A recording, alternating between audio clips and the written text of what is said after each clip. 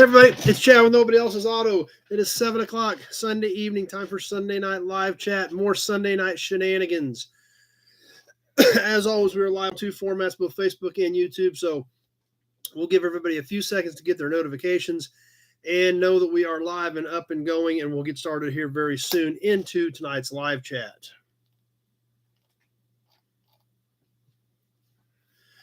As always, please check your autocorrect before commenting. If I can't make out your comment, I'm going to have to skip it. So check your autocorrect. Make sure it doesn't do anything weird to you. James is on. Norma's here. Steve's on. Bill Wagham's here with us already. So lots of you jumping on. Chris is here. Gary. Gary's already for the Hudson Badge. He's ready to boogie and get him rolling right now. We better get him started. There we go, right out of the gate. You guys aren't messing around, are you? So, Pete's on, John from Texas, Shopcat's on.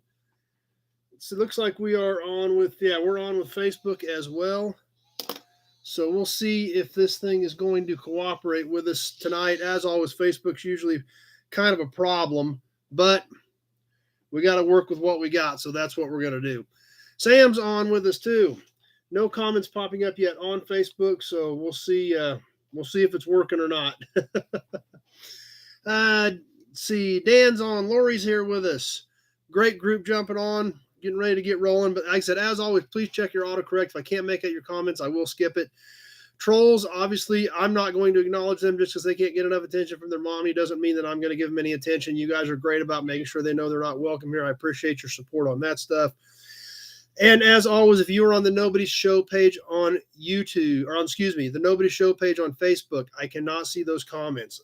This is a shared video from the Nobody Else's Auto page on the Nobody Show page on Facebook. So if you want to comment, play along with trivia, participate in any of that stuff, the auctions, you'll need to be on the Nobody Show YouTube channel or the Nobody Else's Auto Facebook page. As always, please throw a share out there. Let your friends know that we are on and going tonight. Alec from New Hampshire is on with us on Facebook. Throw the share out there. Let everybody know we're live. We're boogieing. Super chats are cool. I can't believe some of you guys throw super chats at me, but you do. It's awesome.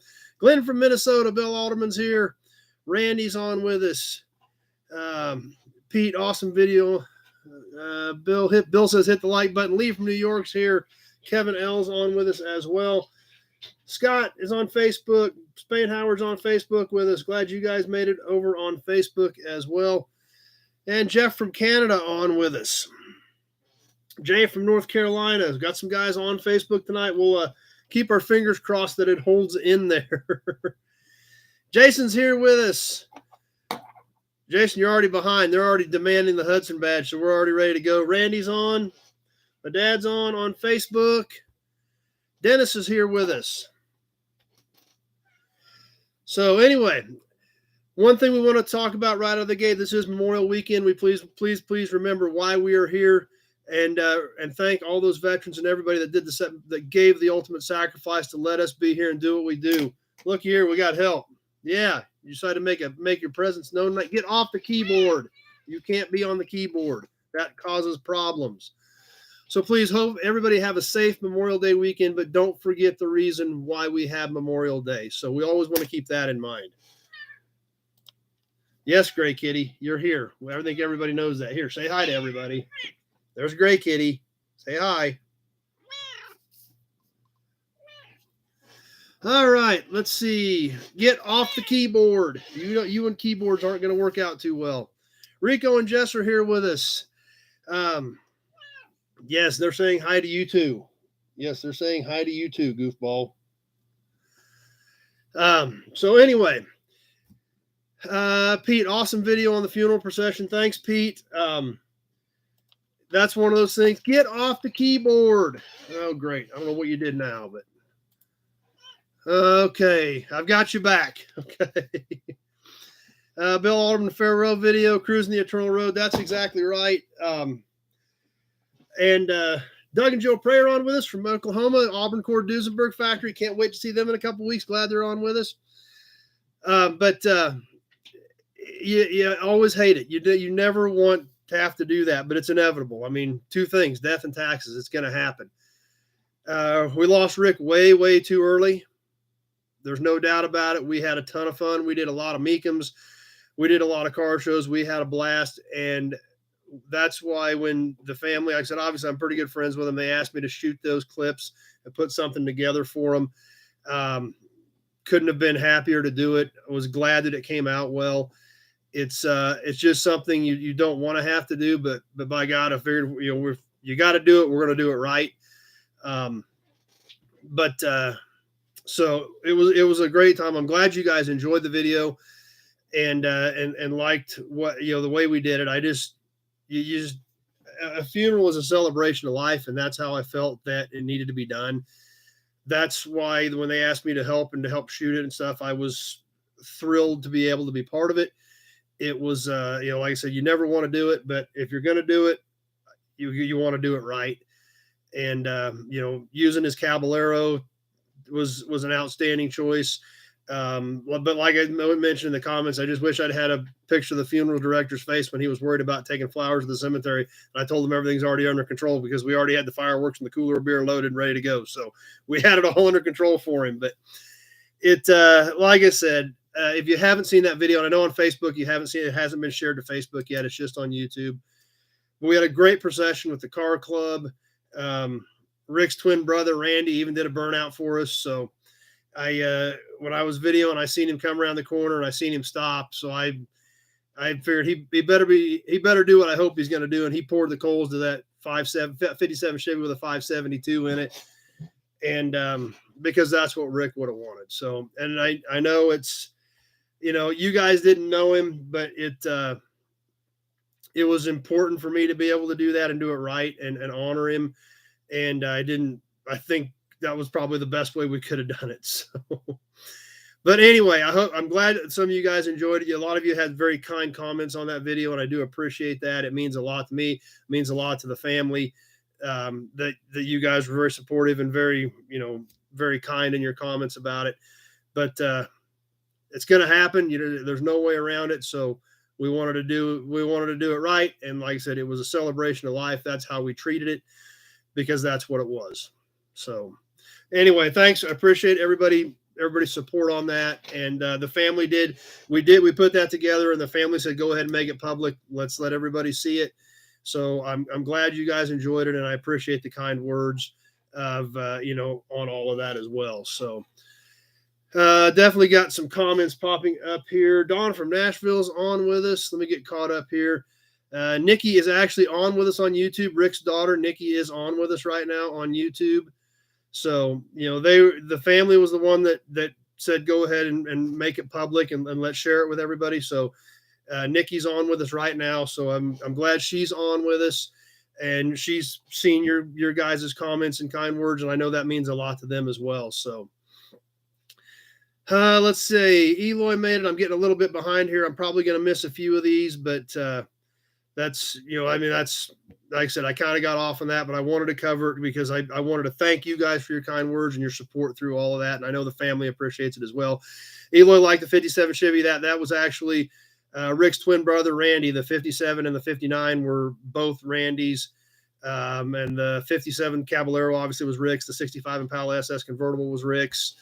The GSX is real. That was Rick's son's car. That is a real Arctic White GSX, one of the 150 some built.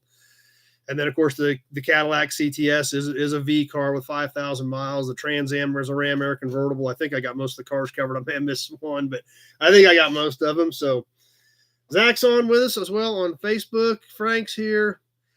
And Nikki's on with us. Nikki says we appreciate all the kind words. Celebration of life is the best description, and that's what we did. So if you haven't seen it, check it out. Like I said, you hate to say it was a good time because it wasn't a good time because of why we were there, but we made the best of it to honor him. So let's see. Kenny's here. Shop Cat, thoughts are with you and your family. That's great. Yeah, and Rick was a great guy. Steve's on with us. Number one's here. One other thing. I got to share one Rick story. If you guys will give me 2 minutes, I got to share one more Rick story. I should you guys probably gonna need a drink for this actually, but who on here has seen the movie Vacation, the original movie Vacation? Not Vegas Vacation, not European Vacation, the original Vacation with the family truckster. Who remembers when Chevy Chase took a wrong turn in St. Louis? Anybody remember that scene? A couple years ago, we were coming back from Indy. We went to Mecum, Indy, and I was actually driving Aaron's truck, and I was following Rick. Rick was driving, or no, I was in Rick's truck. I was driving Rick's truck. Rick was driving Aaron's truck. I was following Rick, and Wall DC remembers it. Yeah, lots of you remember that wrong turn. Even some of us on Facebook remember that wrong turn. Rick took that exit at midnight on Saturday.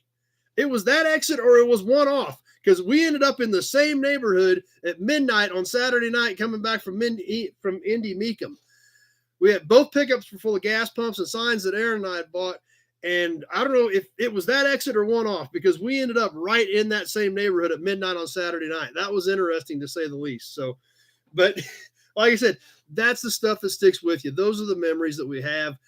And that's what life is about. That's what the whole purpose of it is. Have fun, live life, enjoy your friends, and have a good time. That's how we decided to send Rick out. That's why we did it that way. That's why we videoed it, and that's why we did that. So anyway, thanks. I appreciate all your support. Number one, the family truckster. You think you hate it now? Wait till you drive it. That's exactly right. Brian Dispatch. Rick was a good friend of mine here. We did put a video out on it last night of the procession. We used his Caballero to transport him. So anyway, that's Randy says that's a really bad area in St. Louis. No kidding. We figured that out very quickly. So that's right. And Nikki commented, and they actually did call, they did their nickname for their dad was Clark. So I've forgotten about that, Nikki. So yeah, that's true too.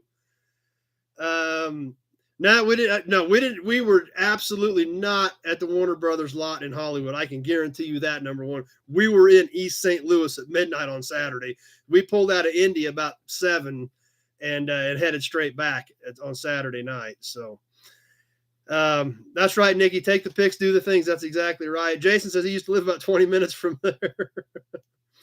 65 F100 from Michigan's on with us. Hadn't been here in a while. So anyway, that's like I said, we'll get moving, but I definitely wanted to take a few minutes. I knew Nikki said she was going to be on with us. I wanted to extend my appreciation for your kind words, as well as the family's appreciation for your kind words. If you haven't seen the video, check it out. Fireworks, hot rods, cooler beer at the cemetery. That's what we did in honor of Rick. So I appreciate everybody's help with that. So anyway, what else is going on? Alec asked how Dad's doing. His ankle is healing, just slowly but surely. Still has to use crutches quite a bit, but he's getting to the point where he can put a little bit of weight on it and start moving some. So Dan's on, finally caught us on a live. Big Job said he accidentally ended up in East St. Louis one time too, and it wasn't good. So, but anyway, what else is happening? Obviously, I was going to talk about Rick's funeral. We had some comments on it right out of the gate, so we kind of ran off on that. But what else is happening tonight? 10,000 subscribers on YouTube. So thanks, Alex. Facebook says sounds like we honored him well. Well, we tried. Number one, how's the casket attached to the Caballero? Actually built a platform that where the floor of the car dropped down. They built a structure that went down there where the floor dropped down, and they built a platform that sat on that and then stuck out the tailgate. It actually had, it did stick out past the tailgate, but the majority of the casket was either on the floor of the car or on the tailgate. So it was well supported, and then they used ratchet straps from the handles of the casket to the tailgate supports. Both on the liftgate supports, on the liftgate hinges, and then onto the latches for the tailgate. So they used ratchet straps to secure it, and then the weight was all balanced on either the floor of the car with a structure built underneath it with the platform, or on the gate itself. So it worked out okay. So anyway, like I said, 10,000 subscribers. It's kind of crazy, and that's all because of you guys. It's all. John says happy to be part of it. Glad you're here. How about a Hudson badge for all of you? That's 10,000 subs. It's bonkers. And I know for a lot of people, that have hundreds of thousands and millions of subs, it's nothing. I know it's nothing. I understand that, but for me, it's kind of a big deal. And it's all because of you guys and your support, telling your friends, building this up, making it what it is. So we're going to do a lot of fun stuff tonight, a lot of different stuff. We're going to follow our same basic format, but we're going to throw in some extra trivia. We're going to throw in some extra drawings. We're going to do probably some extra auction stuff. We got all kinds of cool stuff going on tonight. So we definitely, and we're going to, it's like I said, it's 10,000 subscribers. That's a pretty big deal for me. That took some time. Anthony from British Columbia, number one, 10K before the 4th. Number one still wants me to give away a car. So that's right. Lori says there's 10,000 nobodies now. That's exactly right. So but like I said, it's not, like I tell you guys every week, this is not me. This is you guys. It's your input. It's your participation. It's your kind words. It's your comments. It's your support. Both being here and playing along and participating in the auctions to help support it financially, buying t-shirts, things like that. It's all because of everybody here. Me sitting here in front of some computers and some web cameras talking into a screen would be kind of pointless without all of you. So I do appreciate it, and we're going to do some cool stuff tonight just because it is 10,000. And hey, maybe we'll get to 20,000 and we'll get to do it again here sometime in the near future. But like I said, we've got lots of cool stuff going on tonight. And stay tuned. You don't want to miss it because I'm going to slide stuff in here and there. We're going to do different kinds of things and have a lot of fun. Lots of congratulations on that. I appreciate all those kind words. Bill says let's head for the 20. Laura says we must be doing something right. Well, I assume so. Zach's on Facebook says he's proud to be a nobody. Sam said he found me on Craigslist. So Jason, there's more than that. They just haven't embraced it yet. So how about some Hudson Badge? We'll even hit the Hudson Badge hard tonight.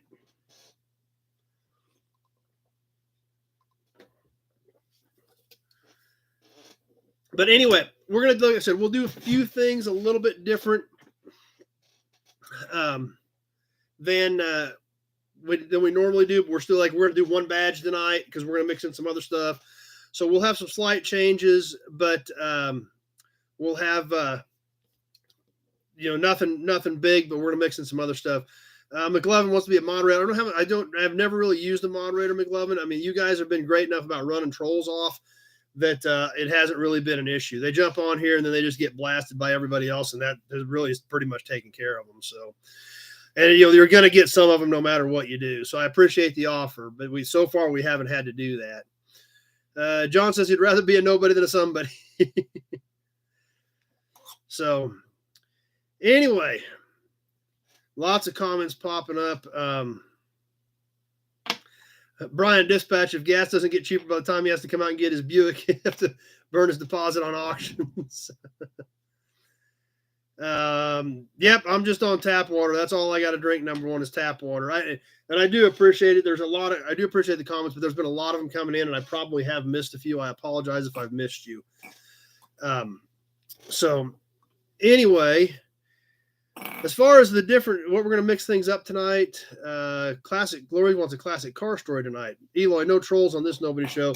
I don't think there's anything you can do live and not get a troll on it somehow, somewhere. They're going to find you. It happens. There's some people who don't get enough attention from their mommy, and that's what they're going to do. And there's nothing that any of us can do about it. We can get them shut down and block them. There'll be another one next week. So it's kind of, it's just something. If you're going to do something like this, if you're going to be involved in something like this, it's going to happen. It sucks, but like I said, some people they want to be babies about it, and that's just what's going to happen. There isn't much you can do about it. So anyway, let's talk about a badge. Big job, Troll Patrol by the Nobody's Patriots. There you go. But like I said, we're going to mix things up tonight with trivia. I'm going to throw some trivia in here and there. I got a ton of crap stacked in here. I can't even get out of my desk right now. I got so much stuff piled in here. We're going to sell some of that. We're going to give some of it away. We're going to draw some extra names out of the can tonight, just for the heck of it, just to give some stuff away for the 10,000 subscriber episodes. So, let's see. Sam, subscriber only chat slows down trolls. Yeah, and we've never done that, Sam, and that might it may get to that too. Who knows? As far as if you've got to get into the membership type deal or subscriber only type thing, yeah. Kenny's here. William Cumbie's ready for more Hudson. Number one, 10,000. I suggest we introduce our vet Margaret as sociable cheer sign.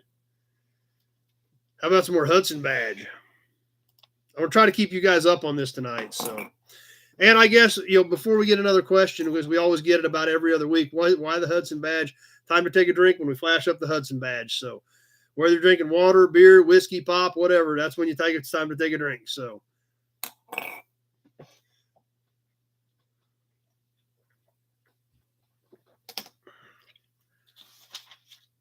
how about some trivia? Let's throw a trivia question out there. Who's ready for trivia? Who paid attention to the videos this week? We're going to mix in like I said, we're going to mix in a few throughout the night. I am going to put them on a timer as I usually do. But we'll mix them in. Rusty Nails here will be in and out. Alec, any more updates on the training course? I'm ready to do it whenever some of you guys are, as far as getting a membership deal set up to literally walk you guys through what I do, how I do it, how I find inventory, marketing, shipping, packaging materials, all that type of stuff. I mean, it's built. It's just a matter of whenever some of you guys are ready to do it, we need to get, 5 or 10 people set up with it, pick a time when we can go on in that members only group, once a week for an hour to an hour and a half and talk about one piece of what I do and answer questions about what you may or may not have found, whether or not something's worth buying or trying to turn. So that's where we're at, Alec. I'm just waiting for some of you guys to say I'm in, and I'll start a list of names. And then once we get a batch ready, we'll see what time works for everybody and try to get a window that will cover most people.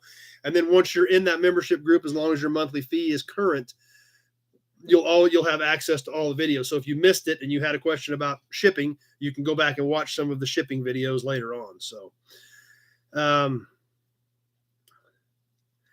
oh yeah, Don says, speaking of drinking, Nancy Pelosi's husband got arrested for DUI. I did see that pop up. Jerry, 1930 inside window trim needed. I don't have a lot of stuff that early. Just depends on what kind of 1930 it is. There again, we've got year, but I don't have make, model, body style, anything like that, Jerry. So if you want to give me a call, tomorrow, I can, if I've got something that might be close, we can, I can get you on my list and check it. Bill says, hit the like button. Again, Bill's always good for me. Got my back on that. But anyway, let's do some trivia. We're going to mix it in throughout the night. We're going to start off right now with a trivia question. What should we give away for trivia first?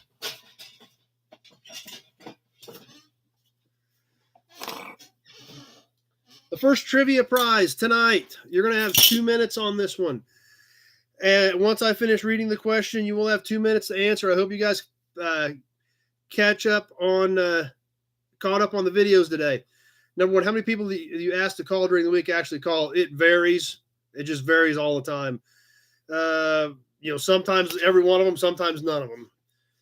Front wheels for 74 Nova. William, check with your glass company on that. There's no way for me to ship a windshield and get it there safely. So you'll have to check with a local glass company, see if they can still get that one. But first trivia question of the night. We're going to give away one of these little license plates, 2.5 ton rating. This is a Newell stock tag for an old truck. It is 5.5 inches by 2.25 inches. So it's a small one. And as always, when we do trivia, I do put on a timer for the simple fact that we can sit here for 5 minutes doing this while everybody's going through videos trying to find the answer. So I warned everybody to brush up on today. Videos from this week. All these questions come from videos that were posted this week. So anyway, question number one, the first trivia question of the night, and we're going to have 4 or 5 of them tonight. So the first question in the video where I bought a whole bunch of parts from a buddy of mine that was posted this week, there were a couple of cans that were a GM cleaner. What was that cleaner for? Timer is on, 2 minutes. I'm watching both formats. What was that GM cleaner for? For the first trivia question of the night for the 2.5 ton weight rating tag. And just so you guys know, I never have showed you this. I just turned the timer on my iPhone. That's how I check it. Got some guesses coming in, but they are not right yet. There we go. Number one got it. It is a vinyl top cleaner. It is for vinyl tops. So number one got the number one trivia question of the night. The guesses were coming fast and furious on that, but it was for vinyl tops. So there's one trivia down for the night. We've still got some more to go. Like I said, we're gonna do some special stuff tonight. We're gonna do some fun stuff tonight as we work through it. But how about a badge? Like I said, we're just gonna do one badge tonight and then do some auction stuff. We'll keep working in some trivia. We're gonna reach into the big Buick oil can a couple times tonight and just give a couple things away just for the heck of it. That's the question that our guess is coming in everywhere on both formats. But number one was the first one with the vinyl top.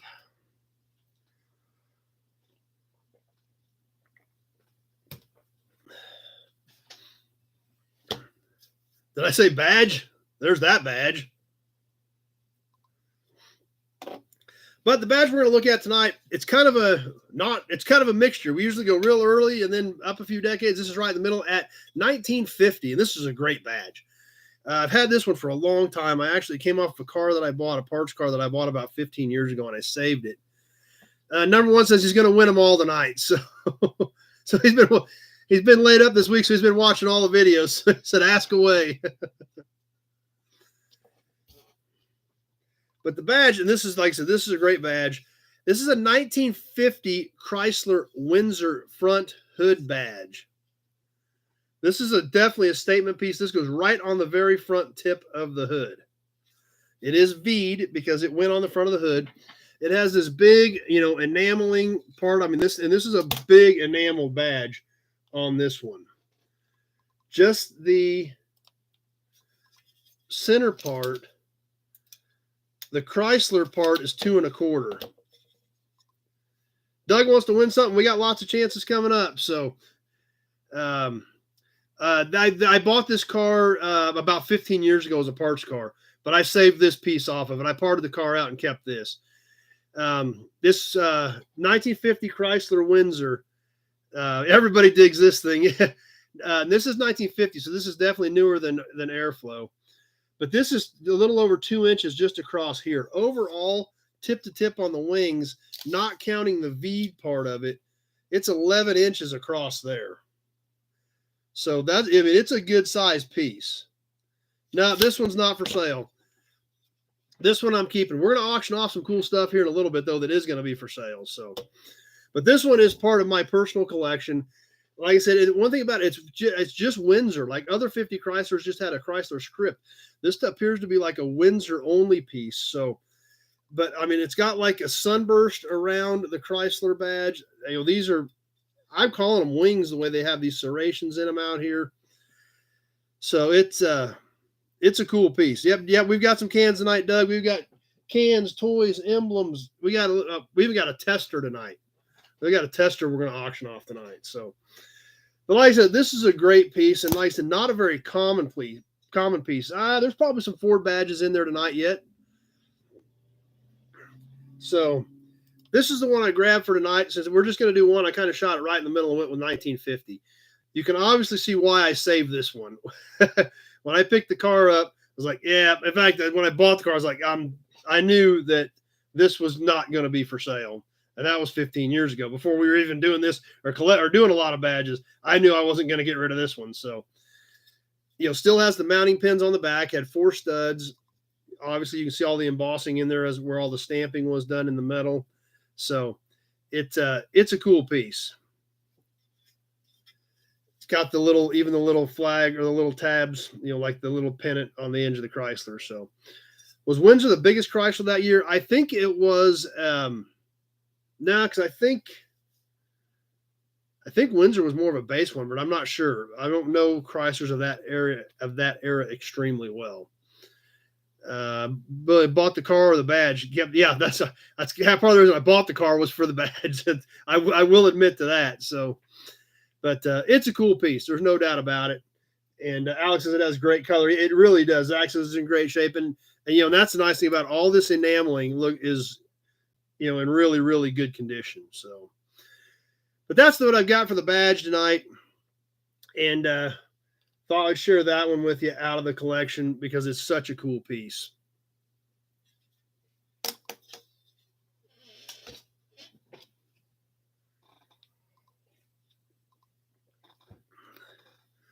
William wants to buy it. So Nate says, Amazing how it looks to a PT Cruiser badge. Yeah, it does actually look. There were some PT Cruiser badges that look like a very small or tiny version of this, actually. So, yeah, and there was some of the minivans as well. Yeah, that's true. Some of this newer stuff, they went with somewhat of a variation of this as well. Zach says New Yorker was the top of the line in 1950 for Chrysler. So, because then I think in 51, I think is when Imperial would have come out. So New York would have been top of the line in 50. But this has made a cool belt buckle. Yeah, except it's not very flat. So.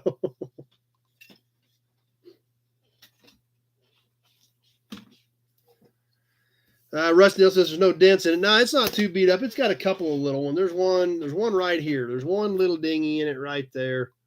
But it's 70 years old, 70-some years old. So a Big Job says the new Japanese cars don't have a hood big enough for that. Shopcat says you can put it on a wrestling championship belt. Julian's here with us. Don said he was going to say Imperial, but I know Imperial was available in 51, and I think that was the first year. So. What was the difference between Windsor and New Yorker trim? Probably trim and base option packages, I'm guessing. So, but anyway, lots of comments, lots of participation, which is great, but I know I'm missing a few of them, so I apologize for that. So, lots of comments that wouldn't work out too well for a belt buckle around a lot of our bellies, and I understand that feeling too. So, but anyway, what else should we do? Auctions, trivia. Let's just give something away. Let's just draw. How about let's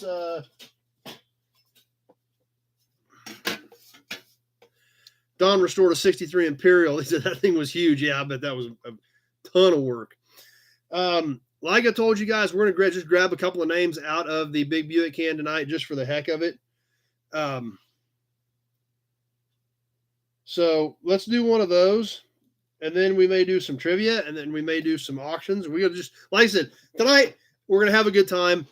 10,000 subscribers for me is a big deal. We're going to have fun.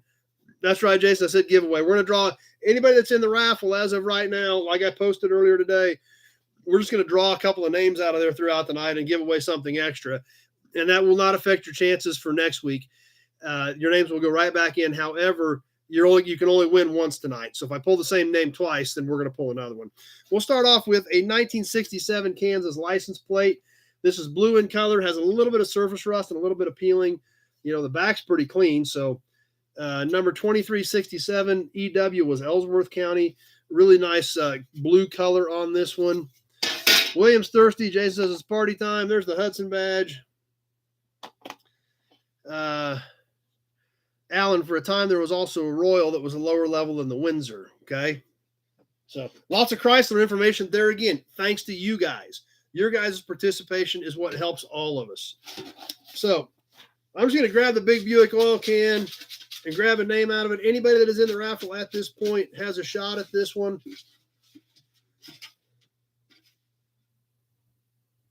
I got one name, I think. I got two names.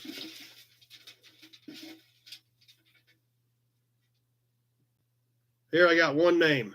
I got one name now. Who is it? Zach Thompson. So Zach Thompson is the winner on the 1967 license plate. Keep my notes together here.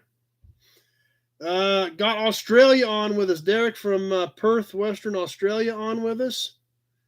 So, got Zach on that plate. Back in the can, but Zach is out for tonight. Don, how do we get in the raffles? The information is in the text part. $1 per chance. PayPal, friends and family, check, money order. The big drawing is next week for the Atlantic pump plate. So we'll go over that. We're doing it next week too. This is bonus stuff, Rusty Nails. This is bonus stuff because we hit 10,000 subscribers. So the drawing for the pump plate is next week. This is just complete extra bonus. So you can still get in for next week for the pump plate. Tweedly D, yes, you are in there. I did get yours this week. Now, how about doing some? Well, let's do another trivia.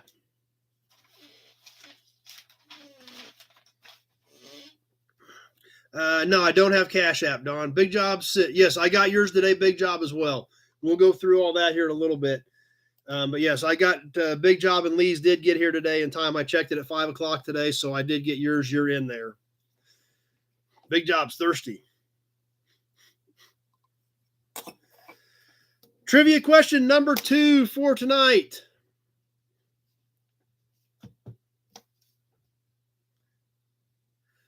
In the video, and from the McPherson College car show where the Y Job, the Mako Shark, and the Pegasus were at, there was a beautiful, and of course this stood out to me because it was a Buick, white Electra coupe. What year was the white Electra coupe in that video?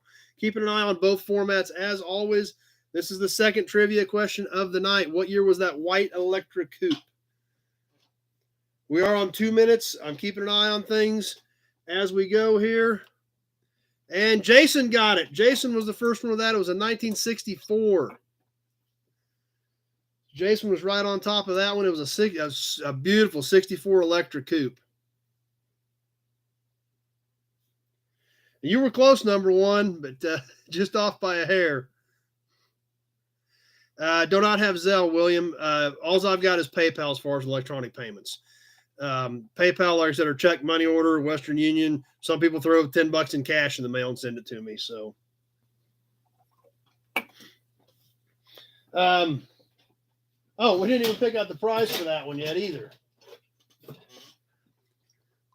Number one hit the wrong key. So, but that one's going to be a can. We'll do another washer fluid can on that one for Jason. So.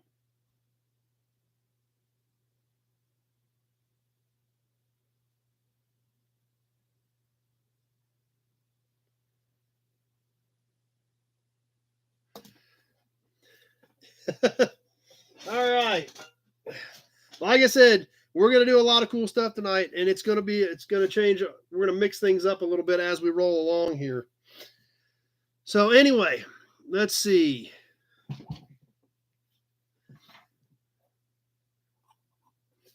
All right, just double checking comments because I know it's been scrolling quick tonight, which is great because your guys' participation has been awesome. How about some auction stuff? Who wants to get into some auction stuff? We've still got a few more rounds of trivia to do, and we're going to draw a couple more names out of the raffle can as bonuses for tonight for hitting 10,000 subscribers. What do we have tonight? We have everything: cans, toys, emblems, badges, even a tester. So, what's everybody think? What should we start with? Start with something simple.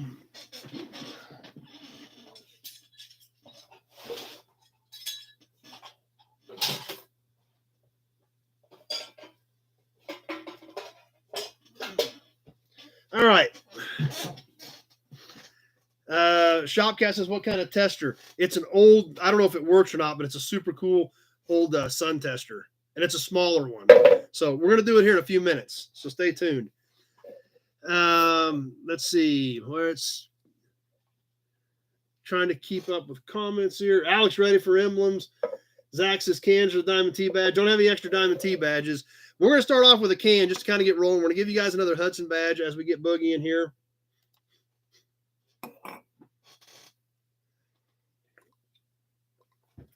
First can tonight.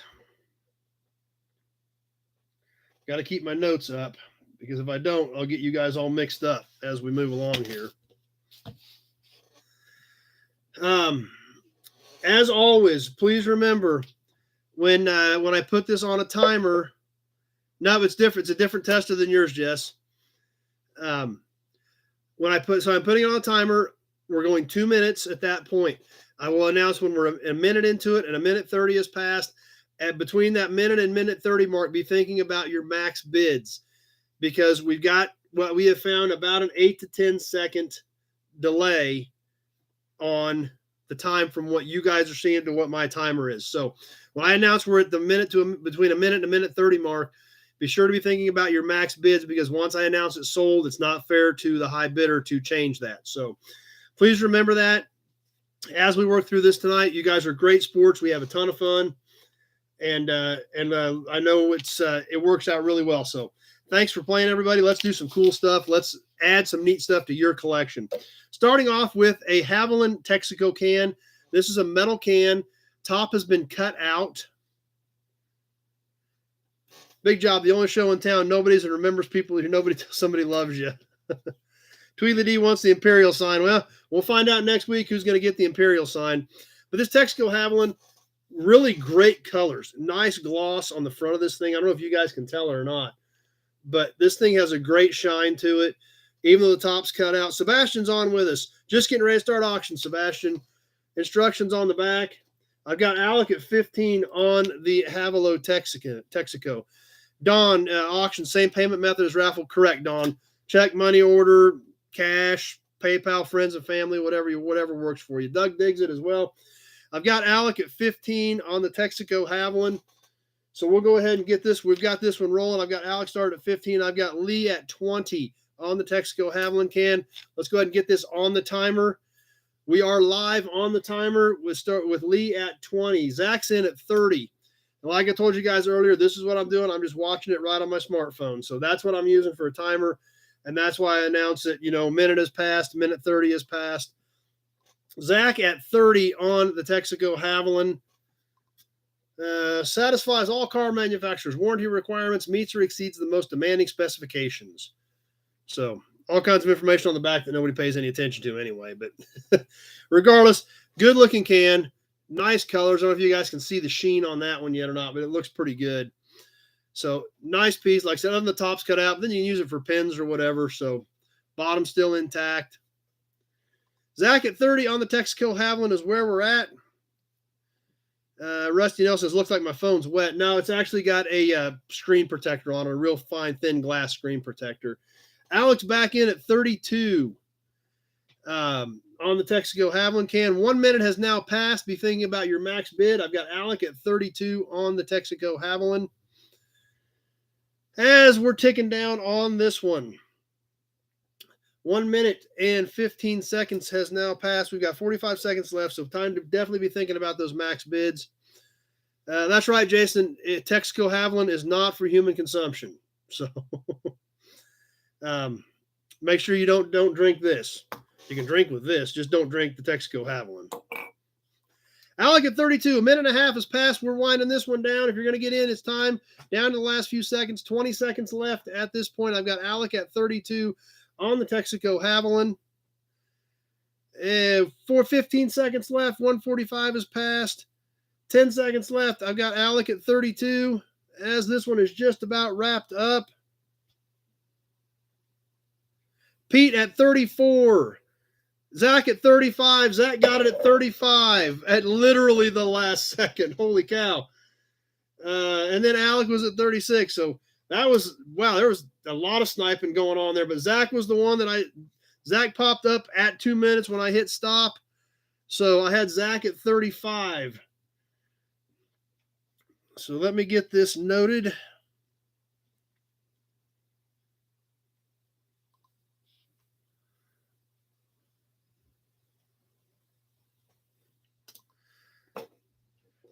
Don says, it's actually fairly clean. I guess you could have put sugar in it. So, yeah, that's right. Tweedly D, timing is key. So Zach at 35 on that one. Thanks for playing, everybody. Let's see what else we got. We got a ton of cool stuff for tonight. Pete says, Zach sniped me. You guys are actually getting pretty good at sniping because I had about 4 bids within the last 8 seconds. So you guys are getting this down pat.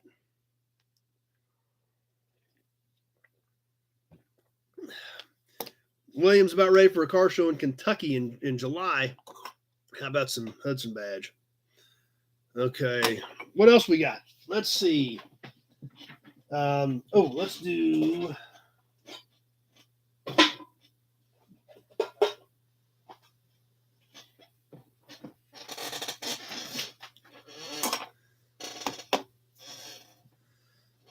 Let's do another little badge, an earlier one. Are we going to do that yet, or should we do something different? Let's wait for that. We'll hold that one for a second. Let's do this other can. This can I'm kind of curious about if you guys dig this or not. I'm really curious as to, I've got a couple of these a couple of these in this size and a couple of other sizes of this can. So I want to know if you guys are even interested in doing these, because they're a little bit off key, but they're still neat, and they still kind of tell a story. So I want your guys' opinion on this, and if you guys say we're not interested, we'll put it back in the box and we won't worry about it. If you remember the other night, we had a Maytag can that we looked at that you guys liked, and this is a little bit different. This is a Speed Queen, but what's cool about it is it shows its age. This is a small Speed Queen can. I think it's a paper label, but if we look at it real close, it says for wringer assembly. So this is for the old school washing machines with the wringers on them. Speed Queen lubricant, one fill, 6 ounces for wringer drive assembly. Speed Queen division of McGraw Edison Company, service department, Ripon, Wisconsin. Has some other little highlights about it on there. So I don't know if this is of any interest to you guys or not, but they're kind of neat. It is 2 3/4 tall and 2 3/4 wide. So if anybody wants to bid on that, we'll go ahead and throw it up there. If not, we'll throw it back in the box. It's something a little bit different, but it was kind of neat. So I thought I'd see if anybody was interested in it. If not, we'll move on to the next can. So you guys tell me if you want to bid on this one. And Rusty Nails just bought a Speed Queen Emblem. And if not, we'll toss her back in the box. So let's see. Shopcat, ever seen a Zenith wringer washer? No, I have not. I've got one in the back. I don't remember what brand mine is. So Alex says he'll throw 5 out there. Sebastian threw 5 out there as well. I got Alec at 5 already, so I guess we'll sell it. It says buy genuine Speed Queen repair parts. It's exact viscosity for the job. So Alex in at $5. So we'll go ahead and see if anybody else is interested in it. Sebastian came at 5 right after I got Alex. So big job. I'm getting a Speed Queen delivered Tuesday morning, and even went to Ripon, Wisconsin to pave their lots. So very familiar with it. So I got Alec at 5. If anybody else is interested in it, I'm going to go ahead and start the timer on this one, and we'll just see if anybody likes it or not. But like I said, it was a little bit different. Is there a date on the can? Jeff says. Dennis says is in at 6. The only number on it says 561-36R1, and I doubt you guys are going to be able to see that. It's right down there in that corner. But Dennis came in at 6 on this one, so I guess we'll see what happens. Shopcat had a non-working one that turned into a fountain. That'd be kind of cool. Dennis at 6, so we're going to roll with it. We're going to sell it to somebody. I think it's a paper label. Yeah, it looks like a paper label wrapped around the can. So I don't know how old it is, but when it said wringer drive assembly, I obviously knew it had some age to it. So we'll go ahead and roll with it. Yeah, it's a kind of a bright orange, so it is a good color, David. It definitely stands out. 1 minute, just coming up on the 1 minute point, not quite there yet. Dennis at 6 is my high bidder on this one. 1 minute has now passed. Jason, that's got the color, wants to paint his rims on his Plymouth. So on the Speed Queen, we'll see what happens. Maybe Dennis will get a good deal on this one. But like I said, it was sitting there in a box of cans. Don't hurt to throw it out there and see if you guys dig it or not. So as we're starting to come up on the minute 30 point on this one, I've got Dennis at 6. Better get my notes made here. 1 minute, 30 seconds has passed. We're down to the last 30 seconds. If you do want to bid on this, time to throw it out there. We're going to be getting down to the end of the wire here shortly. 20 seconds left. Alex in at 10 on the Speed Queen. 15 seconds left. I've got Alec at 10. 10 seconds left. Alec at 10 on the Speed Queen. We're just about ready to wrap this one up. Sebastian's in at 12. And that will do it. Sebastian at 12. Came in right there at the end on the Speed Queen. Like I said, a little bit different than what we usually do, but still kind of a neat can. So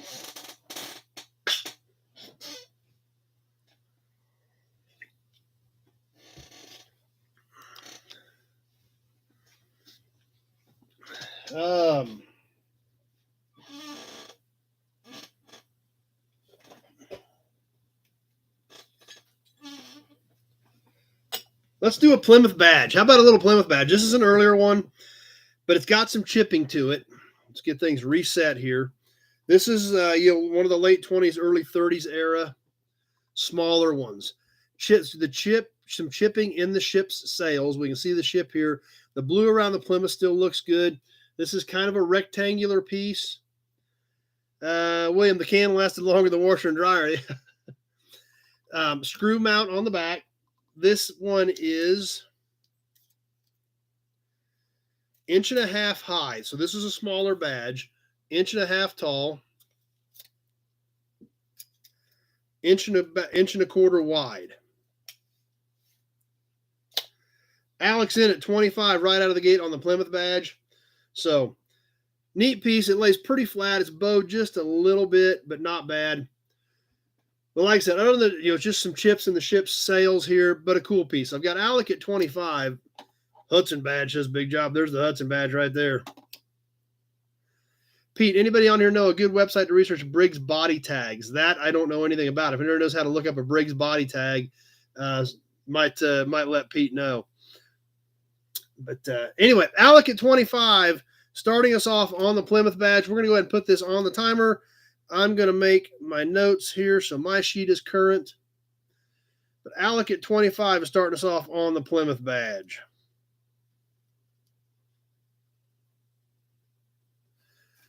Jess is in at 30. Got Jess at 30 as we're ticking away on this one. David W. came in at 30 as well, but I've already got Jess at 30. Like I said, it was just kind of it's weird. It's like a perfect square on the back. David W. at 32 and just had a screw that went in it, so it just laid flat, had one screw in the back, and that was it. Don, any 32 to 34 Dodge pickups do not have any Mopar pickups in that era at all. So David W. at 32, Jess at 34 now. Coming up on the 1 minute mark on the Plymouth Badge auction. And 1 minute has now passed. Be thinking about those max bids, especially the way we've already got people sniping each other right out of the gate tonight. So, Herman, any 68 Buick Toro front disc suspension? I'm not following you there. If you want to give me a shout on that tomorrow, we can go over some of the details on that. Minute 15 has passed. Coming up on that minute 30 point. Be thinking about those max bids. I've got Jess at 34. And we are coming up on the 130 mark. It is now the 130 mark. When you hear this 130 mark, you know we are down to the wire as far as you getting a bid in. Watch those snipers. Please remember the 8 to 10 second delay. 20 seconds left on my clock. I've got Jess at 34 on the Plymouth Badge. 15 seconds left. We're coming down to the wire on this one. 10 seconds. I've got Jess at 34. And that will Alec at 42 right at the end. Holy cow, boy, that was at a minute 59. I couldn't even get it out fast enough. Alec at 42 on the Plymouth Badge.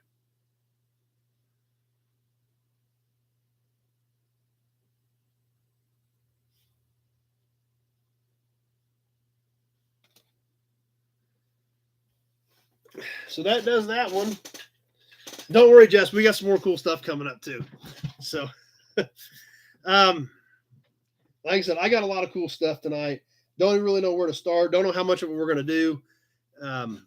But we'll see how things progress throughout the night here.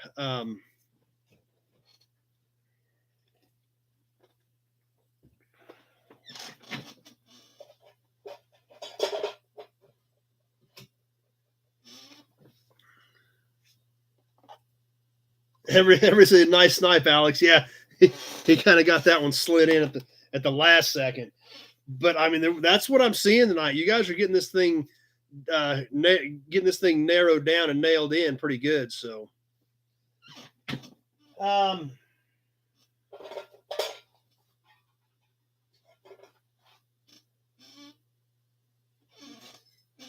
let's mix it up a little bit on some more emblems.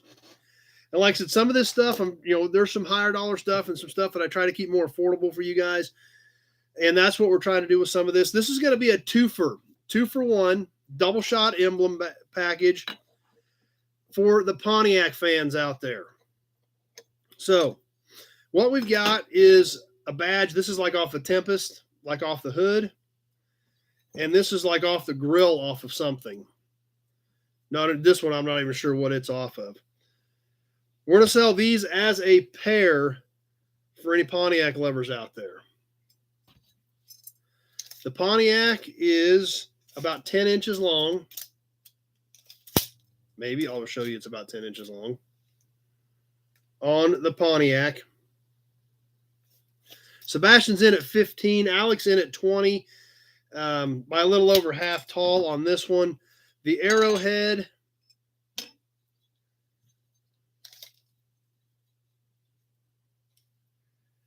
is about 5.5. About 5 3/4. The Arrowhead from here to here is about 5 3/4 by about 2 inches wide. The black on these, I think, has been repainted. I've got Alec at 20 on the pair. These are both stud mount. The Pontiac is very flat, so it could be mounted on a toolbox or wherever. Other than you've got their shoulders on them, other than the shoulders there. But the Arrowhead has a slight curvature to it, so that's why I think it was a hood. So I've got Alec at 20 on the Pontiac pair to start with.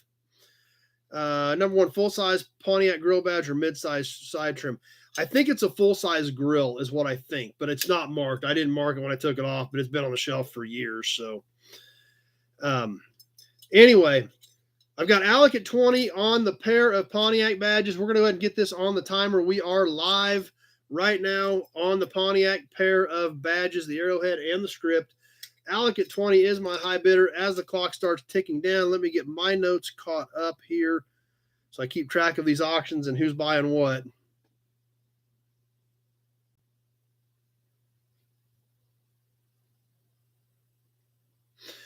And we're coming up on the 30-second mark. I've got Alec at 20 on the pair. 30 seconds has now passed. As we're ticking down to that 2-minute mark on these. Sebastian, do you have any Plymouth Valiant grills? Depends on what year. Kenny says, go nobodies, go nobodies. On the pair, Alec at 20. We're coming up on the 1-minute mark. And Alex, my high bidder at 20. As we go past the 1-minute mark on this one, we're down to the last minute. Be thinking about your max bids on the pair of these. And like I said, we've got that 8 to 10 second delay, which you guys are pretty much getting mastered. So not too big a deal, but Alec at 20 on the pair of Pontiacs. As we come up on the minute 30 mark, be thinking about those max bids if you're going to jump in on these. And 1 minute, 30 seconds has now passed. If you're going to bid, now's the time to be bidding because we're getting down to the wire. By the time you see this, we'll be right down to the very end by the time we factor in that delay. I've got Alec at 20. And we've got 15 seconds left. Alec, the arrow's not completely flat. It's got a very slight curve to it. So it's not completely flat. X-Ray Dean at 21 with 10 seconds left. X-Ray at 21. Few seconds left on this one. We're coming right down to the wire. And that will do it. I got X-Ray Dean at 21.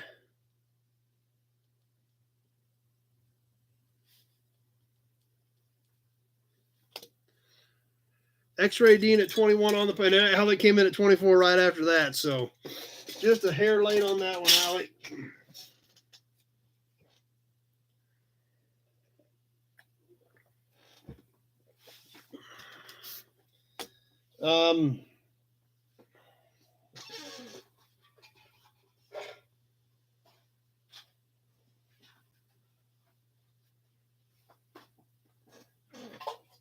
All right. I got another one we're going to do.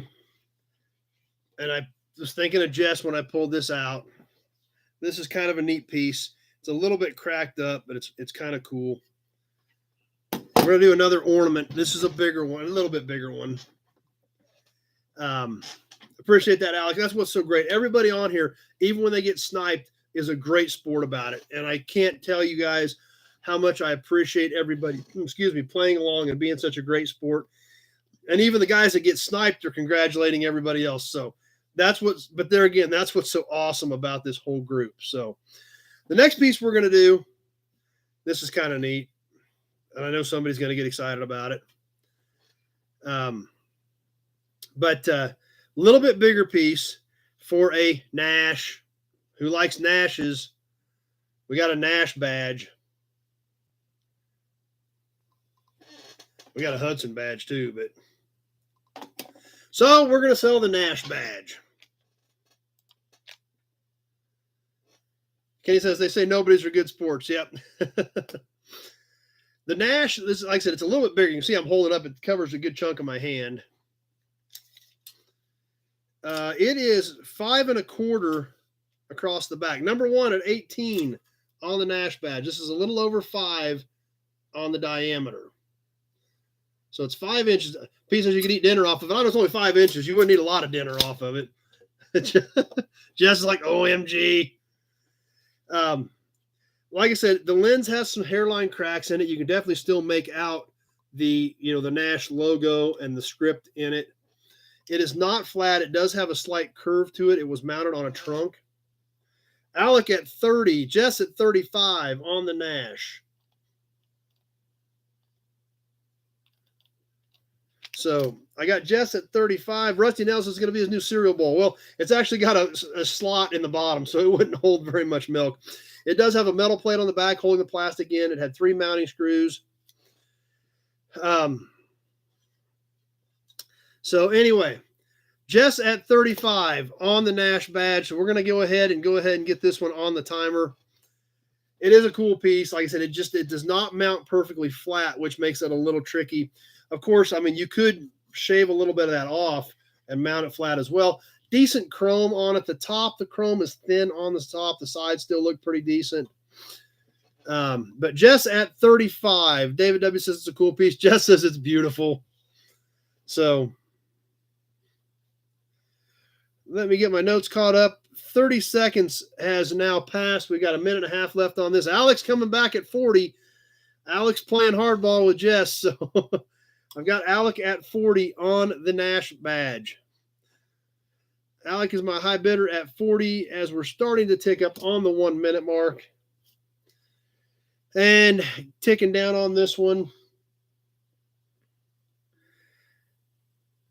Alec at 40, everybody saying, let's go, Jess. So and Jess came back at 50 with 1 minute left on this one.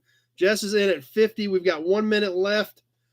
And please remember, be thinking about those max bids. And when I come back, when I announce a minute 30, please know by the time you see that it's about done because of the delay. But of course, with the way you guys have been tonight, I don't think the delay matters. I mean, you guys are boom on it. Jess at 50 is where we're at as we come up on the 1 minute and 30 second point. A minute 30 has now passed. I've got Jess at 50 as we're coming down to the wire on this one, on the Nash. And 20 seconds. We've got 20 seconds left. Coming down to the wire on this one. Jess at 50 on the Nash badge. 15 seconds left. Keep an eye on both formats as we're rolling along here. 10 seconds. Jess at 55 seconds. Alec at 60. Jess at 65. And that'll do it, Jess. Whoa, it was a double snipe. Holy cow. Alec hit it at 60 at like 156, and Jess hit it at 65 at like 158. So literally, it was it was a double snipe, and Jess came out on top.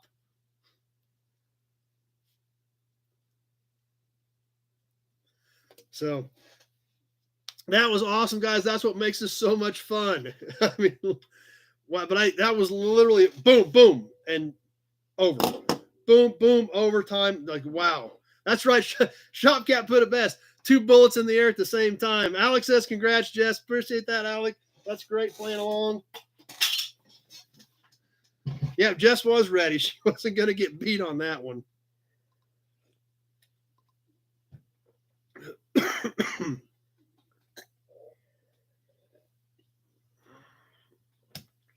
No, Jess found some. Number one says, didn't Jess just find that at the swap meet? No, she actually found some other Nash badges that I didn't see. So, we're going to try something totally different this time.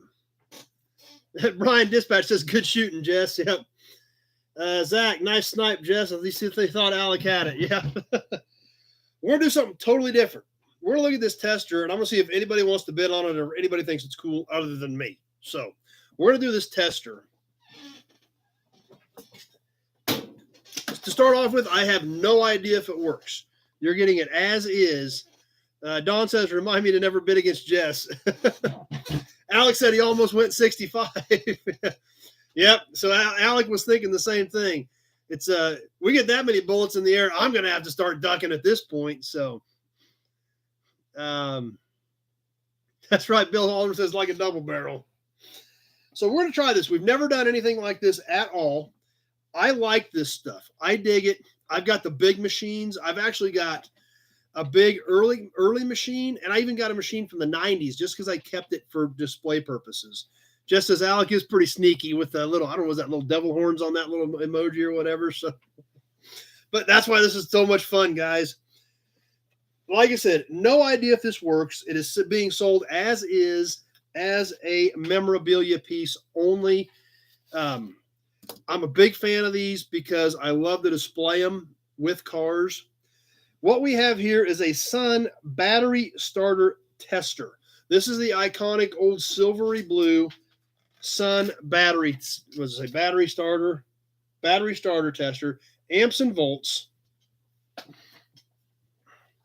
Shopcat's already in at 20. We ain't even started talking about it yet. We can see, anybody that remembers these old Sun machines know they had these. This is actually embossed in the handle up here. Let's see. Number one says it'd be tough to ship. It's not terrible because this isn't huge. Canada, yes, it would be tough, but this is 11.5 inches across the back. The long part is 11.5, and it is 6 inches high. So it's 11.5 from here to here and 6 inches high, not counting the handle. I've got Lee at 50 on it. It does have leads. You guys can see them. There's the leads, and there's the leads. So all the leads are there. Brian says, looks like a Star Wars item. It does have, like I said, this is embossed in the handle because all these old Sun machines were very ornate. It has the Sun tag on it. The gauges are nice. The lens faces are not broken. It's got the knobs on it. Little knob here. I've got Zach at 60 on it as of right now. Like I said, I don't know if it works, but here's why I love this stuff. It's got a hook on the back right here. I mean, literally to hang it on a car and check it. Sebastian doesn't look like it was well taken care of. Yeah, it's cool. But, and here's what I like about this stuff. You go to a car show and you hang this up on your car and hook it up like it's in the shop. Dad says these almost always work if the leads are good. And the leads are here. So we do have that going for us. But it is neat. Everybody thinks this is cool. I'm glad you guys think it's cool because I didn't know when I bought this stuff if you guys would dig this stuff as much as I do. But I think they're a great display piece. Mike from New Waverly, Texas just jumped on with us. Number one says, fine, great kitty, let's test it. Yeah, you clamp one of those on her, and I bet she would freak out. The back is clean. It's not corroded or banged up. Faces look good. Zach at 60 on the tester. Let's go at Eloy. I'd have no idea if it works, Eloy. Didn't check it. It's selling as is as a display piece. I've got Jess at 70 on it. So that's why I'm selling it as a display piece. If it works, it works. If not, hook it under your hood at your next car show. Hook up the leads to something to make it look like you're doing something. You'll probably be the only guy at the car show with one of these on their car on display. So Hector, it can be brought back to life if not operating. He knows a guy that works on clocks for classics. Yeah, I'm sure it could be. Rusty Nell says he needs a distributor tester. I've got one. I've got the Big Sun distributor tester right next to my Big Sun machine from the 50s. Shopcat says he bet it works. It looks really nice. Billy Bowman's on with us. Alex says roughly what year? I'm going to say 50s. The center handle, it says Oh, starter and battery. If you guys can see that, starter off and battery on the center knob. The plastic knob, 50 volts, 15 volts, 5 volts.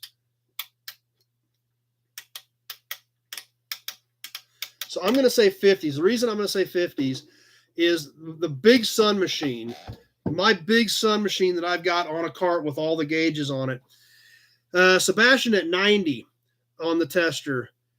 John, tester looks too nice to display in my Project Rambler. My Big Sun machine, the guy that I bought that from, a guy I know very well, it has a shop about 30 miles from me. When his dad bought the repair shop, that Sun machine, which is the same color with the same graphics, that Sun machine was what they got when they bought the repair shop, and they bought the shop in 1957. So I'm going to say this is probably 50s. Just to say roughly. Jess at 95. Do the dials light up? I haven't plugged in anything at all. I've got Zach at 110. Don, it's in great shape. If it doesn't work, it's probably easy. And that's true, Don. It probably would be easy to fix. Jason, like Jason says, what sucks is most of that stuff got scrapped. And that's totally true, Jason. A lot of this stuff did get scrapped. That's why I'm excited when I find this stuff. That's why I dig it.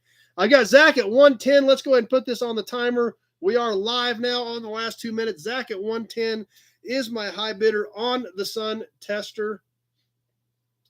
Like I said, I think they're great display pieces. That's why I collect this stuff. Jess is back in at 115. So he's getting a little bit heavy, actually. He's sitting here holding it, but it's not too terribly bad. It's not that heavy. It's just when you're sitting here balancing it on one hand for like 5 minutes, it gets kind of heavy. So Jess is in at 115 as we come up on the 30-second mark. Rusty Nails, I need the sign that goes on top of the big machine too. Randy at $1.25 is my high bidder. And here we go. We're coming up on the 45-second mark. Bill says absolutely a cool piece. But yeah, it's got a little bit of weight to it, but it's not bad. It's just when you're sitting here bouncing it on one hand, it gets heavy after a while, that's for sure. Working our way up to the 1 minute point. That's right, Jason. Once this stuff is gone, it's gone. Jess is back at 135 as we come up on the 1 minute mark. I've got Jess at 135. 1 minute has now passed. Sebastian came in at 135 right after Jess. And ticking along here, trying to hold it up so you guys can keep checking it out. Check out the Sun tag, the graphics on it. Coming up on the Zach, I got Zach at 135 also, but I already had Jess at 135. As we come up on the minute 30 mark, 1 minute 30 seconds has passed. Be thinking about your max bids on the Sun tester. Jess at 135 is my high bidder. 20 seconds is left. Keeping an eye on both formats as we get down to the wire with 15 seconds to go. I've got Jess at 135. Sebastian's in at 140. 10 seconds left. I've got Sebastian at 140. We're just about ready to wrap this one up. If anybody's going to jump back in. Jess at 145, and that will do it. I can't believe how many bids we're getting and that you guys are coming in at 156, 158. So Jess at 145 on the Sun tester. Well, I'm glad you guys like it because every time I find something that's completely different, and Zach came back at 136 on that one too. So every time I find something different, I want it because I geek out on this stuff because just like Jason said, this stuff didn't get saved. It's junk. It's used up. We're not using it anymore. Throw it away. So I like this stuff. I'm excited when you guys are as excited about us too, which means I'll kind of keep my eyes peeled for different stuff. You know, I'll kind of keep looking for different things and see what we come up with, and we'll keep doing different things. So let me get this thing out of the way since it's a little bit bulky, and then we'll do a few more other things.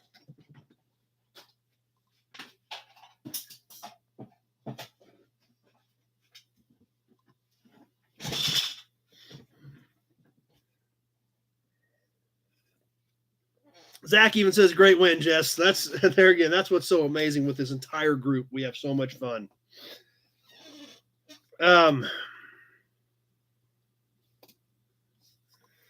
What else do we got? We got stuff everywhere.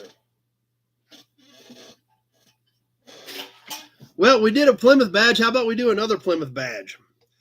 I dig this one. I think this is really cool. The only reason I'm selling this is because I've got a new old stock one over there on the wall.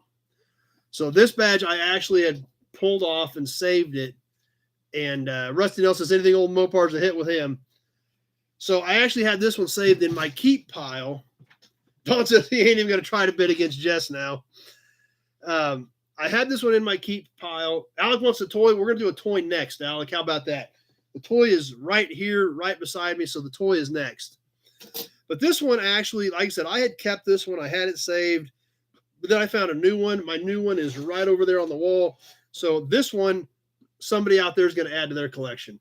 Zach says we need a Hudson badge after that one. Absolutely, guys. You definitely need some Hudson badges. Hector, I need some Newell stock parts after Memorial Day. Yeah, give me a shout. The number is in the text of this video or any of my other videos. My phone number is. So, Jess, stop putting up stuff I need in my life. Sorry. Don't know what else to tell you.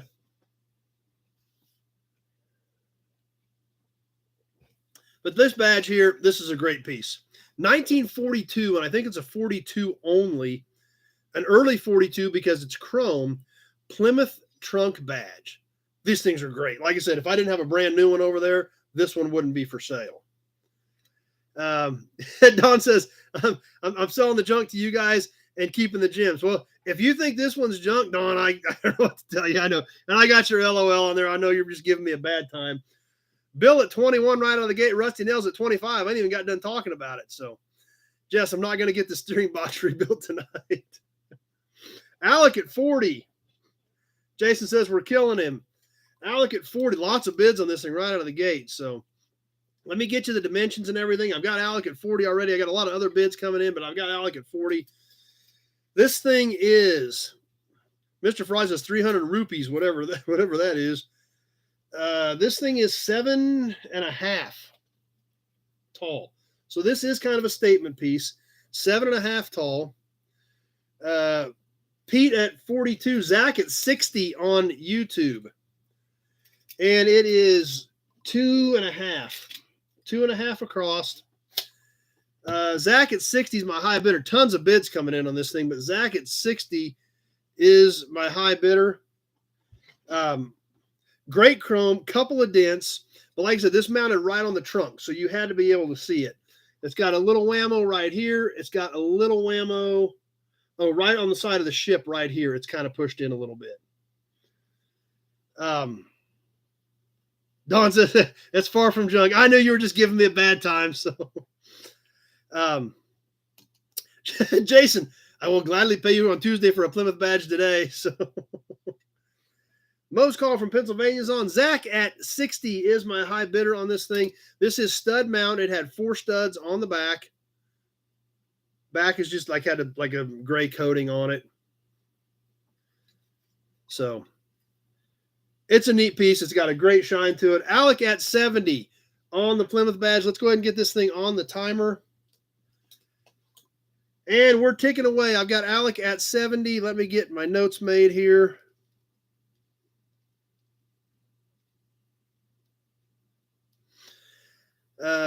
William, sweet golden goodness. Yeah, it's a cool piece. Like I said, I wasn't going to sell it till I found the other one that I got. So, because it's definitely worth holding on to. Anthony says, click the like button. Absolutely.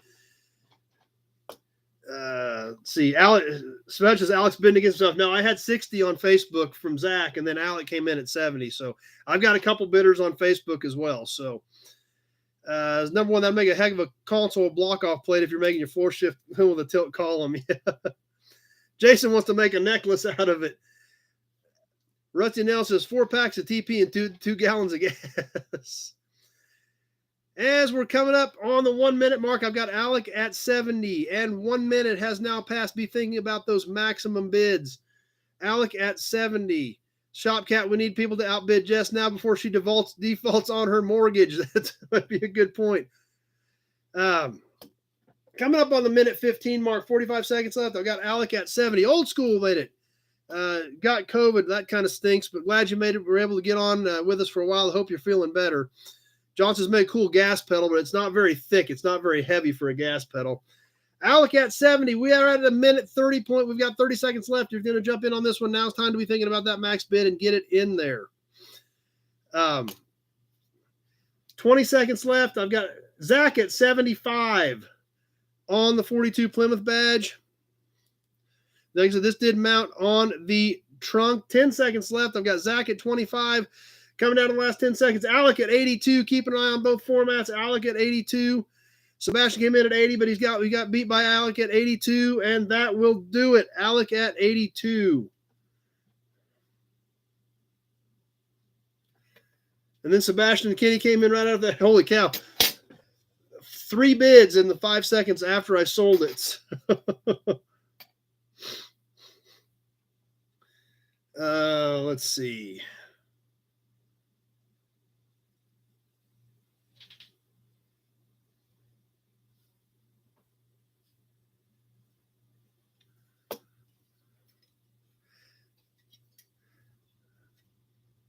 Okay, that was kind of regrouping here, just trying to get caught back up. That stuff was.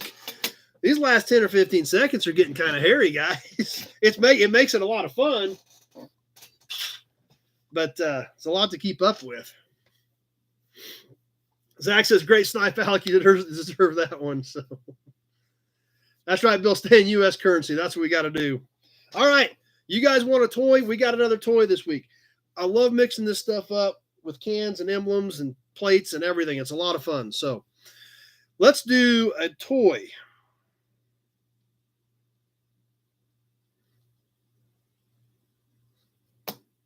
Jess says, these are fun. These are fun. It is fun. It's a lot of fun. Old School says his throat's on fire. We hope you get to feeling better, Old School. Glad you made it on for at least a little bit tonight to hang out with us. So here's what we've got for a toy tonight. Actually, I've got a few toys here, but this is probably the only one we'll get to tonight. X-Ray Dean's ready for some toys. Sounds like everybody's ready for some toys. This is a really cool truck. I've got some similar to this. That's another reason why I can sell this one. Don says this is the best live stream I've ever been part of. Well, thanks, Don. I mean, that actually, unless this is the only live stream you've ever been on. If you've never been on a live stream, I guess that don't mean much. But if you've done live streams before and you think this is the best one you've ever been on, that's awesome. That means a lot to me. I appreciate that. All right. Who wants to see this truck? Like I said, I've got trucks similar to this, so that's why we're going to sell this one. I think this has been repainted, but it's a great looking truck. There she is. Kind of almost a cab over type design. Kind of a little stubby short truck. Little stubby nose. I'm going to say 40s. Almost got kind of a chop top type look on the truck. Tweedly D's already started us out of the gate at 10 to get going. So John picked up his 1976 diecast card and figured a state sale from Kojak. New in the package Buick. I think I had that one. I think I had that car actually. Don says, no, I actually take part in numerous lives. Great. Thanks, Don. I appreciate that. Appreciate that support. That's awesome if you're having that much fun. Zach says it's a great live stream. Thanks, everybody. I appreciate that. The fact that you guys are willing to come hang out and you're that happy with what we're doing here, that means a lot to me. Lori says, look like a 52 International. Don says you're trying to get him in trouble. Let me see. Bids are coming in already. I got to get caught up here. Zach at 25 is where we're at right now. Jess at 35. Jason says he's going to have to drink more. Tony's here with us. There we go on that. Jess at 25. There's nothing in this one. It's open in the back. It does have all 4 wheels on it. The axles are there, kind of plain on the bottom.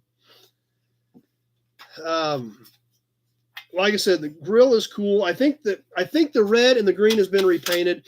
If you look back here by the axle, we see a little bit different shade of green under here. So I think that's why it's been repainted. There's the bottom again, Don. It's kind of plain, not a lot to the bottom of it. And then this white stripe has been added. The headlights have been there. There is actually, if you guys can see, a separate piece of metal for the headlights. X-Ray Dean says 36. I don't see any date on it, Tweedly D. So these headlights were separate pieces. They have been repainted. The grill is a separate piece, has not been repainted. The grill reminds me of a 40 Chevy cab over. is what I would say the grill looks like. So I'm saying 40s, David W. saying 40s. And let's see. I've got X-Ray Dean at 36. X-Ray Dean at 36 right now is what it looks like where we're at. So there we have on the truck. X-Ray Dean at 36. Cool teardrop style fenders. Somebody has tried to paint white walls on them. All the wheels match. All the wheels have these small little indentions in them. So I believe all the tires and wheels are correct and original. Yes, the grill is painted. This is a separate piece of metal. You can kind of see around the edges, but the bars are painted, and I think that is original. I don't think that has been repainted. So anyway, that's what we've got. Somebody added the hitch to it. Obviously, they've just got a nut and a bolt back here for the trailer hitch. But cool looking truck. Eric says throw in the Jayhawk can. No, I'm not throwing in the Jayhawk can. Just for the truck, that's for sure. Alec at 40 on the toy truck. We're going to get this on the timer starting right now. We are live on the 2-minute countdown on the toy truck. This is all metal with the exception of the tires. Bumpers tweaked just a little bit, but it's just got a great profile to it. There's no doubt about that. Jess at 42. As we're starting the timer on this one ticking down. So I don't know what kind of trailer it would have had, but you know, obviously it's long gone, or if it even had one, you know, back at that point. Jess at 42 on the super cool truck. 30 seconds has passed. We've got a minute and a half left on this one as we're winding down. I don't know how you would see much out of that windshield, but it's kind of a pretty chop top look on that one. As we're coming up on the 1 minute mark. And 1 minute has passed. Be thinking about your maximum bid on this one. David W. probably painted many years ago. Yeah, I'm sure it was painted years and years ago. Lori says a Cars trailer. Yeah, it could have. I have seen a lot of transports that looked like this. Minute 15 has passed. We've got 45 seconds left. Be thinking about your max bids on this one. Big Jump says the Bad Chad special. Yeah, it looks like some of the stuff that dude up in Canada does come up with. Number one says very Dick Tracy looking thing. Minute and a half has passed. We are at 90 seconds. Any writing on the tires? No, there's no writing on the tires. 20 seconds left. Be thinking about that max bid. As we're ticking down on this one, 15 seconds left. Jess at 56 is the high bidder as we get down to the wire on this one. I've got Jess at 56 on the truck. And that will do it. Jess at 56.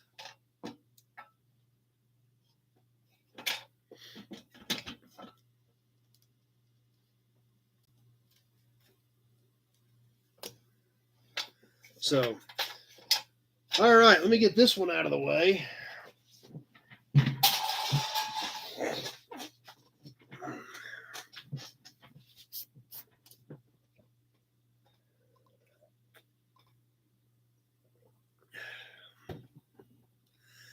And what else do we have? What else do we want to do?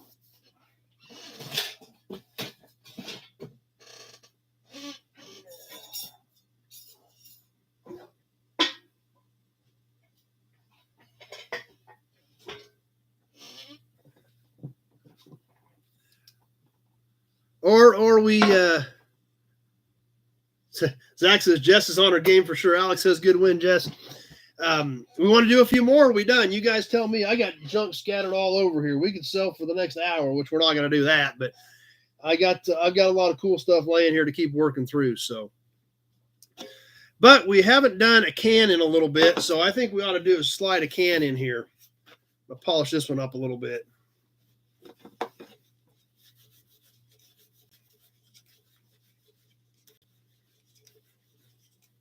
Jess says she should stop watching. Yeah. Jason says sell it all. We probably don't have time to sell it all because The more you guys tell you like different stuff, the more different stuff I gather up and start piling in here. But let's kind of back it. Let's take another can. X-Ray says, please, let's do more. Let's do another can. This is a little bit newer. This is a cardboard. What's the can on the shelf? That's the Jayhawk. We can look at that real quick, too.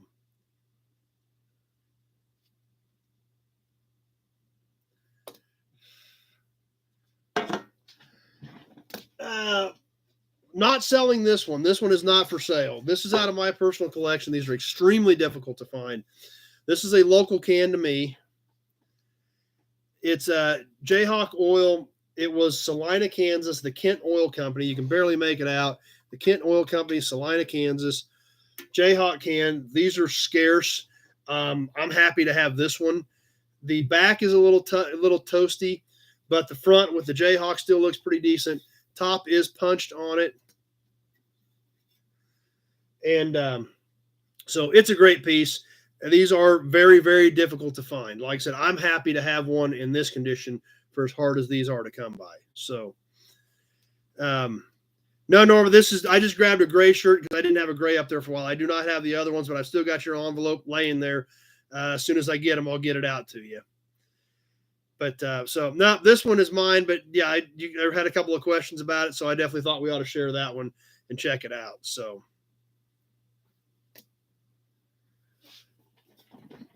Pete, very cool. Never seen one. Don, my first tin car I got was to start my collection back in the early '80s. So, anyway, that's the one I had up on the shelf tonight to check out. So, thanks for mentioning that, and hope you guys enjoyed that one too. Jason wished he could play, but his AC went out. Yeah, you probably better get your AC fixed coming this time of the year. So, Wall DC, never saw a can like that in 40 years of collecting quart cans. Tweedly D, never seen a Jayhawk. Sebastian, never seen one.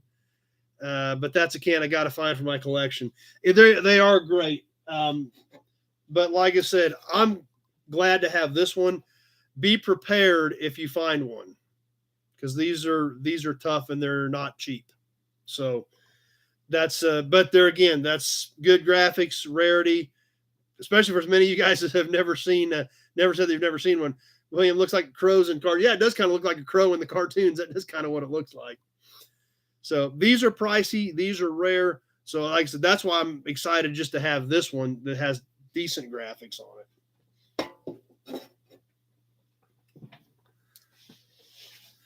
But anyway, let's sell another can. This is a newer one. This is cardboard, a composite can, a Phillips 66. We do some little bit different ones. Dave says, who passed away? It was a good friend of mine, Rick. That's where the video was from his profession, his procession that he lived here with us and he hung out with us a lot.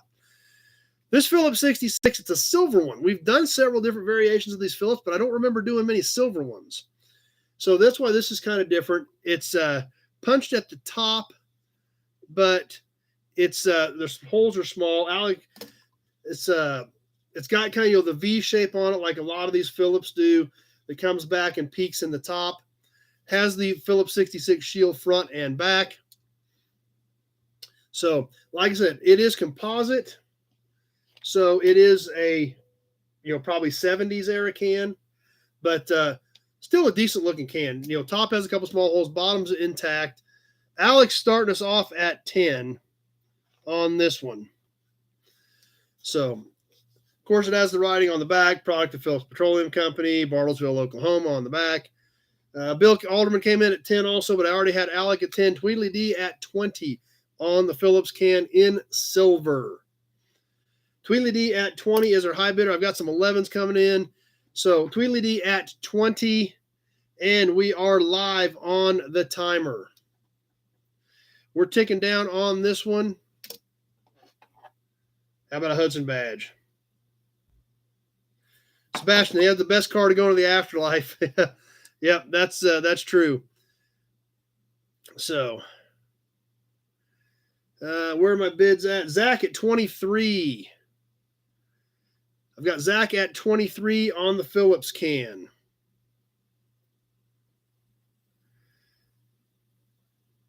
30 seconds has now passed. Zach at 23s. Old School's got to get some rest. Definitely Old School, get some rest, get to feeling better. Hope to see you back here next week.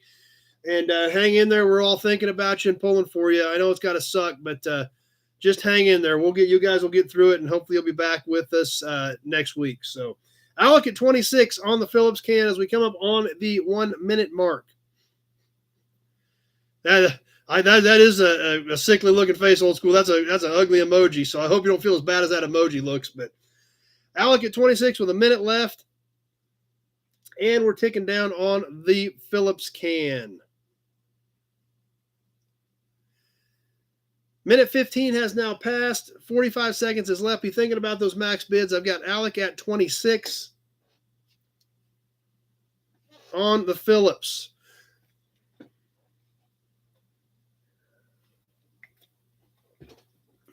30 seconds left. 30 seconds left on this one. Be thinking about your max bids. Alec at 26. 20 seconds left. Zach says get well soon, Old School from Facebook. So 15 seconds left. Alec at 26 on the Phillips can. 10 seconds left. Keep an eye on both formats for the snipers. 5 seconds left. Alec at 26. And Sebastian came in at 28 at the last second.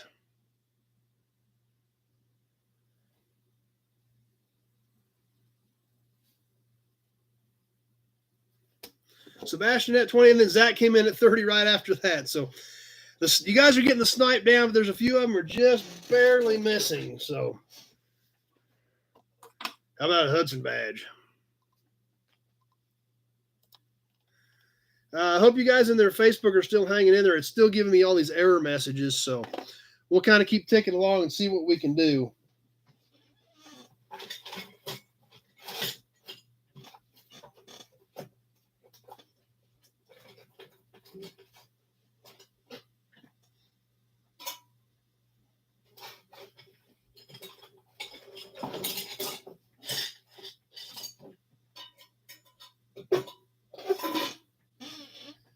Looking at my badges and emblems, seeing what we've got to do.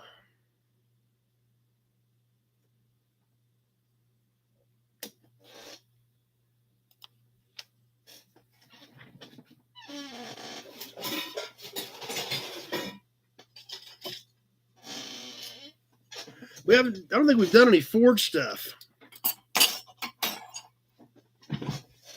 All right, Facebook is still hanging in there, so. How about we do a couple of cool little Ford emblems?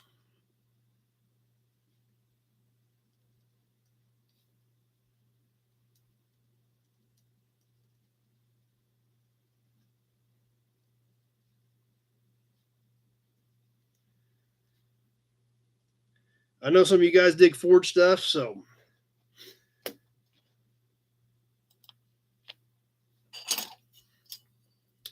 These two pieces, these are nice little display pieces. The first one is a Ford badge. This is off of about a 64. This one is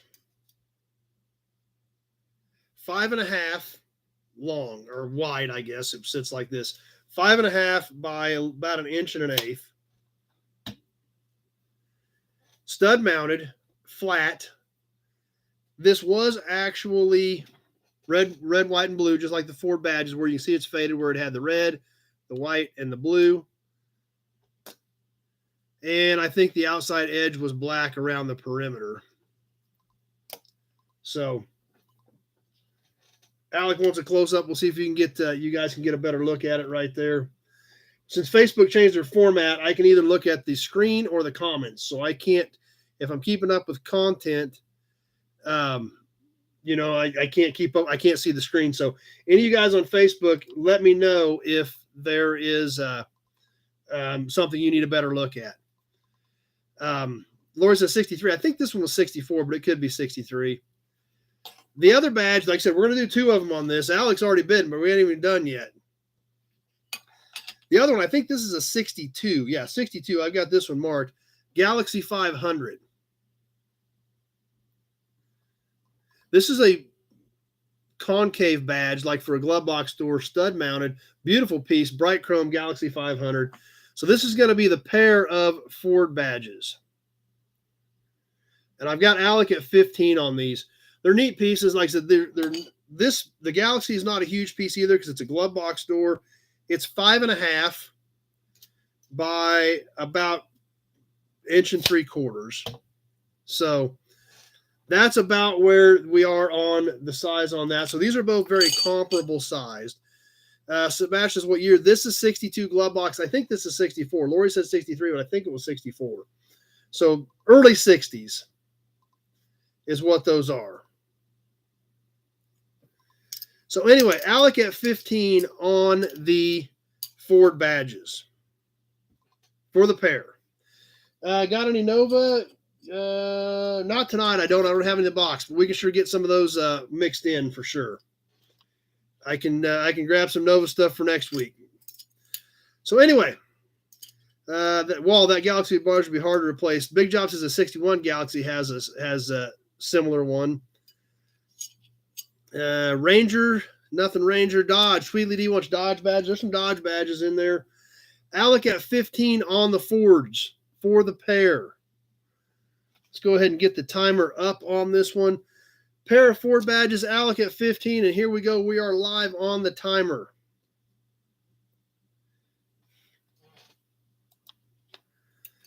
As we're starting to tick this one down, there's one mounting stud broken on the Galaxy 500. I just noticed this stud is broken. These two studs are still intact. Alec at 15 on the pair of Fords as we come up on the 30-second point. 30 seconds has now passed. We now have 1.5 minutes left on these, ticking down. Keep an eye out for snipers. Be thinking about your max bids as we come up on the 1 minute point for tonight. David W. at 20 on the pair of Ford badges. Sebastian, can you fix mounting studs? It'd be pretty difficult to, but this does still have 2 of them. So that, so you can still mount it. It can still be used. 1 minute has now passed. Be thinking about those max bids as we tick along here. 1 minute 10 has passed. We're ticking along, watching both screens on the pair of Ford badges. 1:15 has passed. 45 seconds left.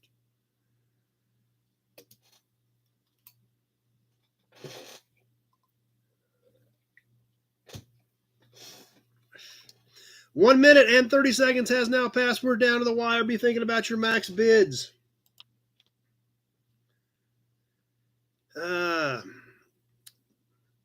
20 seconds left. I've got David W. at 20. As we get down 15 seconds left on the pair of Ford badges. 10 seconds left. Here we go. We're just about ready to wrap these up. David W. at 25 seconds. Alec at 28. Alex snuck that one in right at the very end. Alec got that one down. Alec at 28 on the Ford badges.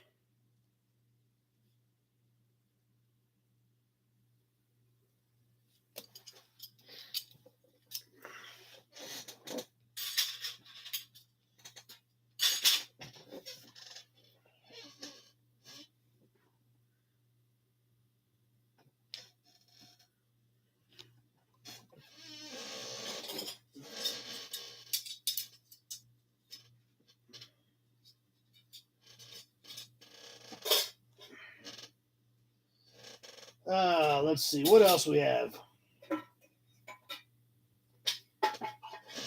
Want to do any more? We want to call it a night and move on to the magazine, guys. What do you think?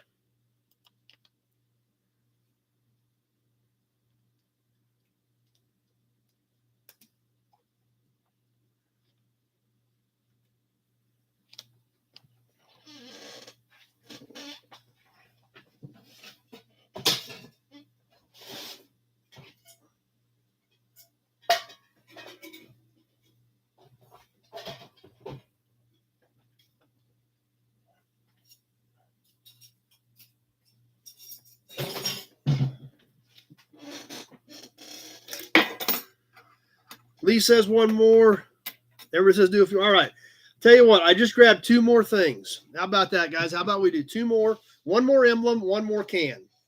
And then we'll move on to the magazine. So, plus, we're still going to squeeze in a few more trivias, and we're going to give away 1 or 2 more things that, is out of the drawing, out of the big Buick oil can for next. Alex says pull the name out of the can now. Okay. Let's pull a name out of the can real quick before we do the other 2. While we're giving away badges and stuff, how about let's do another one out of the can. Like I said, these are just pulling names out as a kind of a celebration of 10,000 subs. This is kind of a cool piece, and it's early. I don't know what it's out of, but it's early. It's a Ford button. Jess says, yes, move on to the magazine so she can quit spending money. So this Ford badge, like I said, it's like a little horn cap or something. I don't know if it's 30s, but it's early. It is 2.5 inches in diameter. The Ford is pressed in it. It was had clips on the back. So we're just going to draw for this one. This is a bonus raffle. The raffle for the Atlantic sign is next week. These are just bonuses in celebration of being 10,000 subs.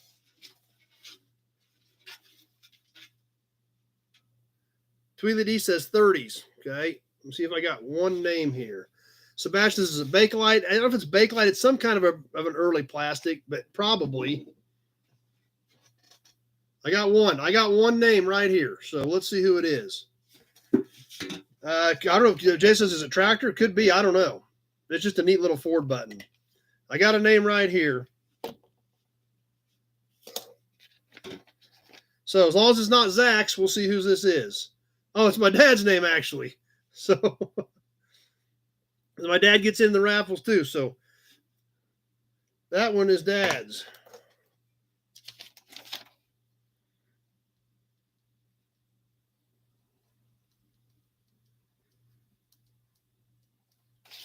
And don't worry, we're going to do it again. So, and like I told everybody tonight, these are freebies. They go right back in the can. So we'll do it again in a little bit. And Zach is out and my dad's out for the next drawing. We'll do a couple more auctions and we'll slide in some more trivia. We'll do the magazine. The next can that we're going to do. What do we do? We'll do a can, then we'll do an emblem. This is a metal can. We've done a few of these in the past, different variations of them. I don't remember which ones we've done. Dad says give it away again. Dad says go ahead and draw somebody else's name. Okay? So Dad says go ahead and go ahead and pull another name out. He's okay with that. So we'll do that.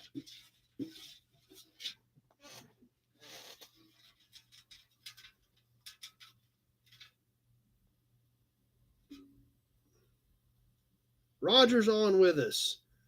All right, let's see what I got here. Oh, I got his name again. That don't even do any good. Is there a limit on the trivia? Trivia is just going to be whatever. That means you're paying attention, I guess, on trivia. So trivia, I guess, whoever gets it, gets it.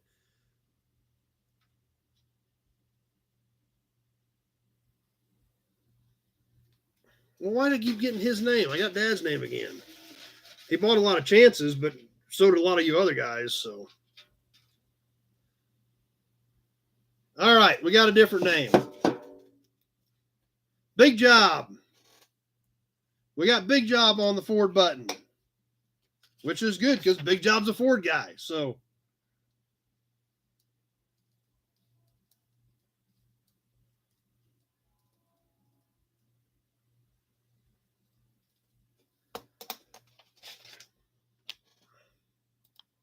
All right, well, perfect. Thanks to Dad for throwing that back in the hat for somebody else. So we'll be getting that one out. We'll put Big Job's name on that one. And put his name right back in the can for next week.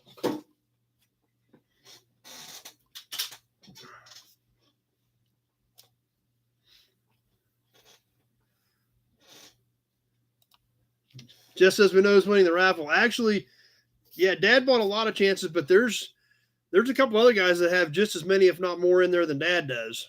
So, In fact, a couple of you guys, like every week you buy something, they're adding on. So they've bought, I don't know, I think Zach's bought in like 3 times now because he just adds on every time. So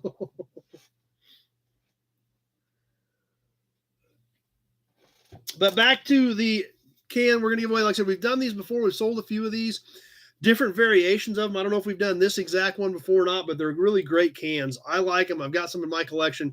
It's a Champlain High V ribbed can. This is metal. These are great looking cans, great blue color. Zach says he's buying more chances this week. So Big Job says, thanks all. Loves all of his nobodies. Tweedly D starting us off at 20 on the Champlain. Same thing on both sides. This can has been drained from the bottom. Top is still intact. I really like these cans. And I know you guys do too. We sold different variations of them on here over the past several months.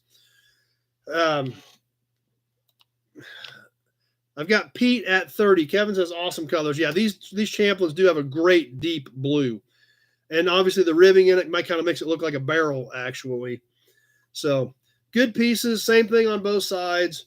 Champlain Petroleum Company, Enid, Oklahoma on the seam on this one. So nice can. A little bit of scuffing, a little bit of wear on the color, but overall presents very well. So Pete at 30, and we'll kick this one on the timer. Jason's always been a sucker for nice cans. Yeah, it sucks you got to replace your air conditioner. That kind of puts a dent in the play money. Alec at 32. We are live on the timer on the metal Champlain ribbed can. Kevin, a lot of Oklahoma cans. That's because there's a lot of Oklahoma companies. That has a lot to do with it. Tweedly D at 35. We are 30 seconds in. A lot of oil in Oklahoma, so. Tweedly D at 35. We're coming up on the 45-second point on the Champlain can. Hector reminds me of 60s coffee cans. It does actually look like an old Folgers can painted blue. It kind of does. That's actually kind of exactly what it looks like. Just about up to the 1 minute mark. And 1 minute has passed. Be thinking about the maximum bids on the Champlain can. Like I said, these are good looking pieces. I've always liked them. I know a lot of you guys do as well. And there are different variations of them because we've sold different variations of them over the last several months. And it's a cool piece. So coming up on the minute 30 mark, Tweedly D at 35. And we are at 1 minute and 30 seconds. We've got 30 seconds left. By the time you see this part of the broadcast, we're just about going to be wrapped up with this one because we've got that 8 to 10 second delay. Be thinking about that max bid. Tweedly D at 35. As we come up on the 15-second mark, Zach at 40. I've got Zach at 40. 10 seconds left.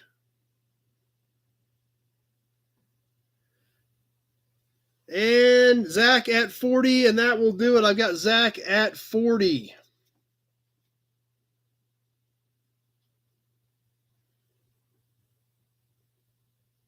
Pete tried to get him.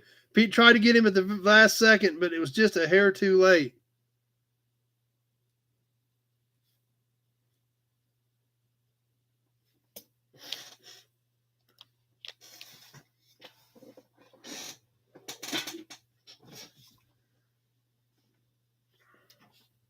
All right, one more piece. One more piece that we're going to do tonight. And then we'll get on with the magazine. We're going to do one more emblem that is a cool piece. Nice, straight piece. Lays flat, good display piece, bright chrome. And like I said, we got a lot of Mopar fans on her tonight. So the last piece we're going to do, we'll do a Mopar deal. Jess says she's already spent enough tonight. So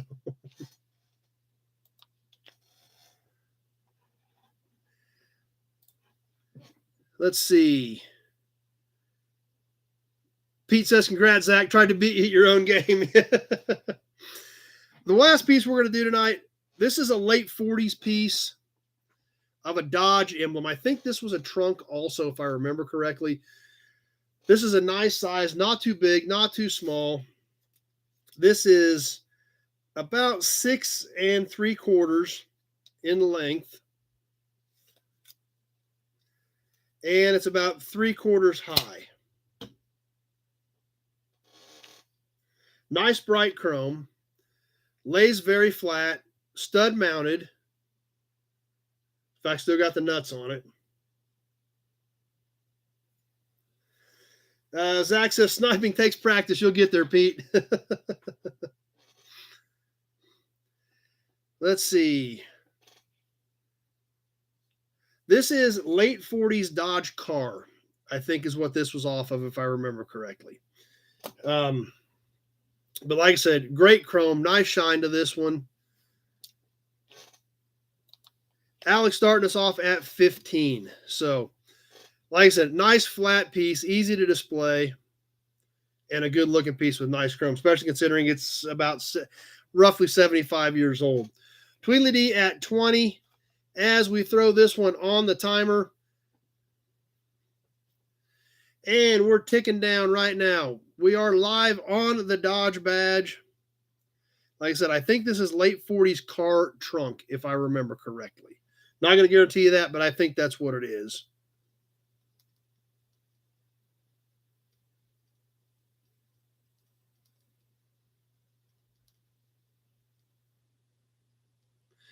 And 30 seconds has passed. Charles is in at 25.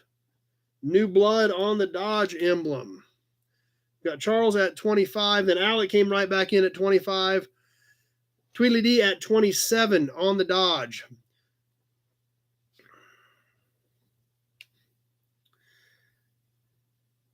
As we're ticking down to the 1 minute mark.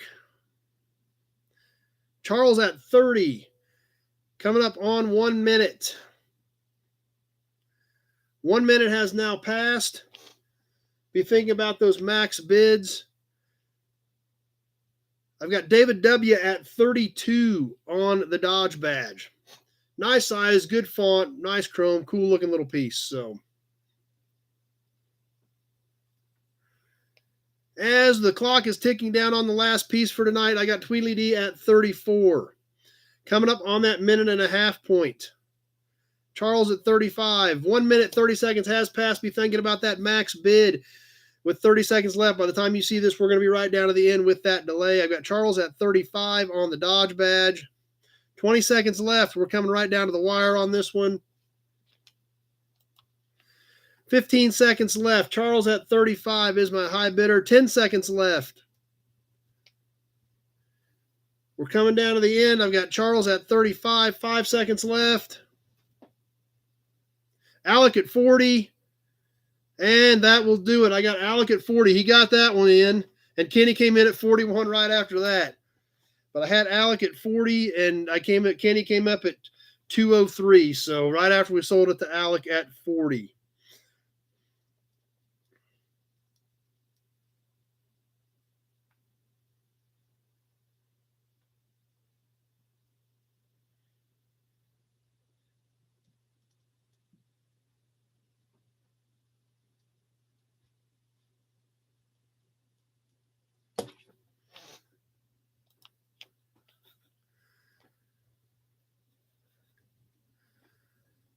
So Brian says he's seeing bids quicker than I'm seeing them. And that could be true. You know, when we're dealing with the system, that's kind of what we're up against. Alex says Kenny can have it if he wants it. So that's up to you guys. If Kenny, if you want it, let me know. If not, Alec will take it. So that's up to you guys. Whatever you want to work out, Kenny. If you want it, Alex says he's cool with that. But whatever's cool with you guys doesn't matter to me. I've got Alec down on it. So Kenny, if you want it, let me know, and I'll switch that one to you. If not, I'll leave it marked to Alec.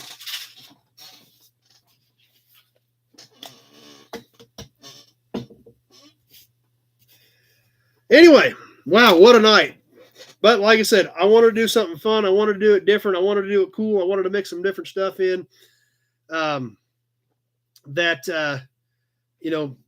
Since it's 10,000 subs, we had to do something cool. So, Kenny, he says you can have it if you want it. So it's up to you, Kenny. Alex being cool with that, and So it's whatever you two guys work out.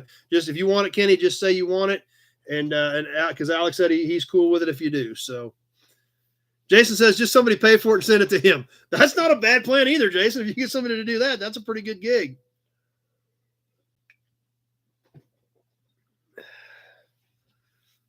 Tweedledee says make up mystery bags. We could do that. I could put like a GM, a Ford, and a Chrysler badge in a bag, and we could hold it up and sell it. We could try to do that too. That'd be kind of different. Because I could, Jason says that he thought it was a good plan. Yeah.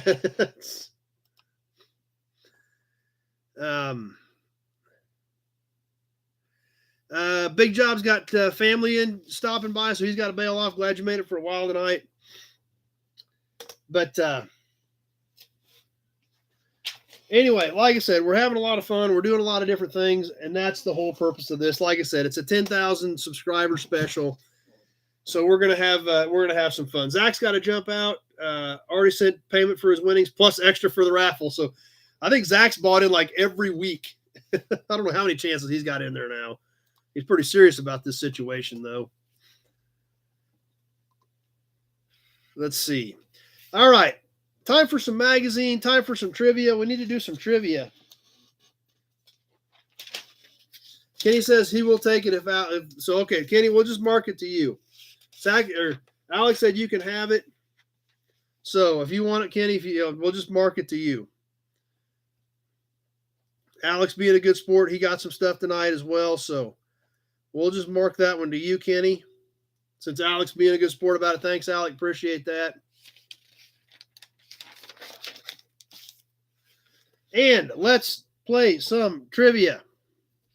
We'll squeeze in another trivia question before we get into the magazine. Kenny says, thanks, Alec. Appreciate it. Zach says he's lost track himself how many chances he's got in there. But let's squeeze in a bit of trivia before we get into the magazine tonight. Jason says, ain't nobody like a nobody. That's true. Alex says that's good. He wants you to have it, Kenny. He wants us that way. That's great, Alex. Spreading it around so everybody gets a little bit. That's perfect. Next trivia question for tonight. And like I said, I'm going to put this on the timer. We haven't needed it because you guys paid attention to videos this week. Daddy went back and double checked them all after I warned everybody we were going to do extra trivia. So the next trivia question. What are we going to give away this time? What have we given away? We gave away a can. We gave away a tag.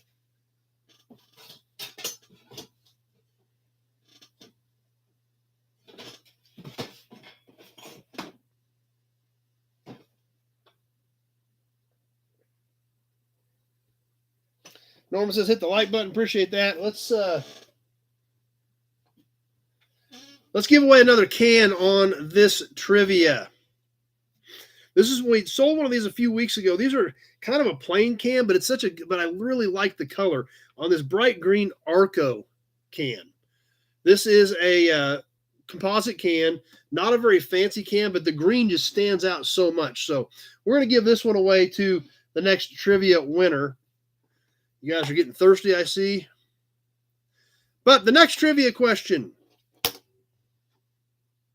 Rusty Nails is back with us for the third trivia question for the night.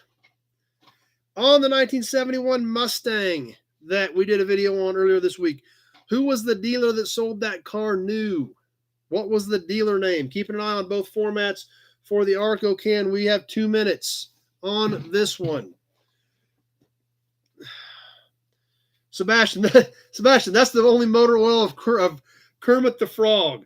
Yeah, but number one is right on it. It was Sprules. So number one was paying attention. So Sprules Ford in Great Bend.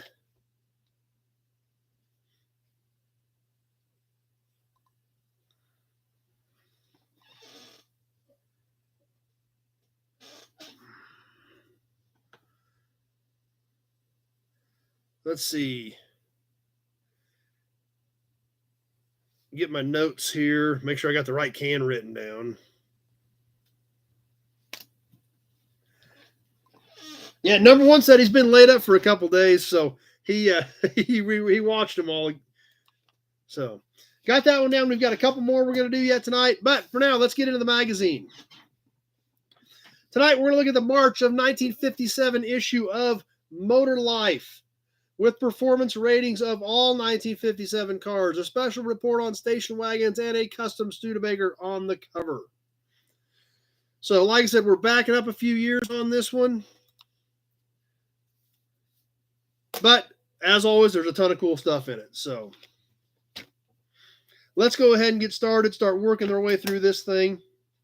See what was going on in the world of cars in 1957. First article we're going to check out, I've always thought these were a great looking car. Of course, in 57, there's not much out there from 57 that doesn't look great. So I'm just going to just preface this entire issue with everything in here looks great, because I don't think there was a bad looking car made in 57, honestly. So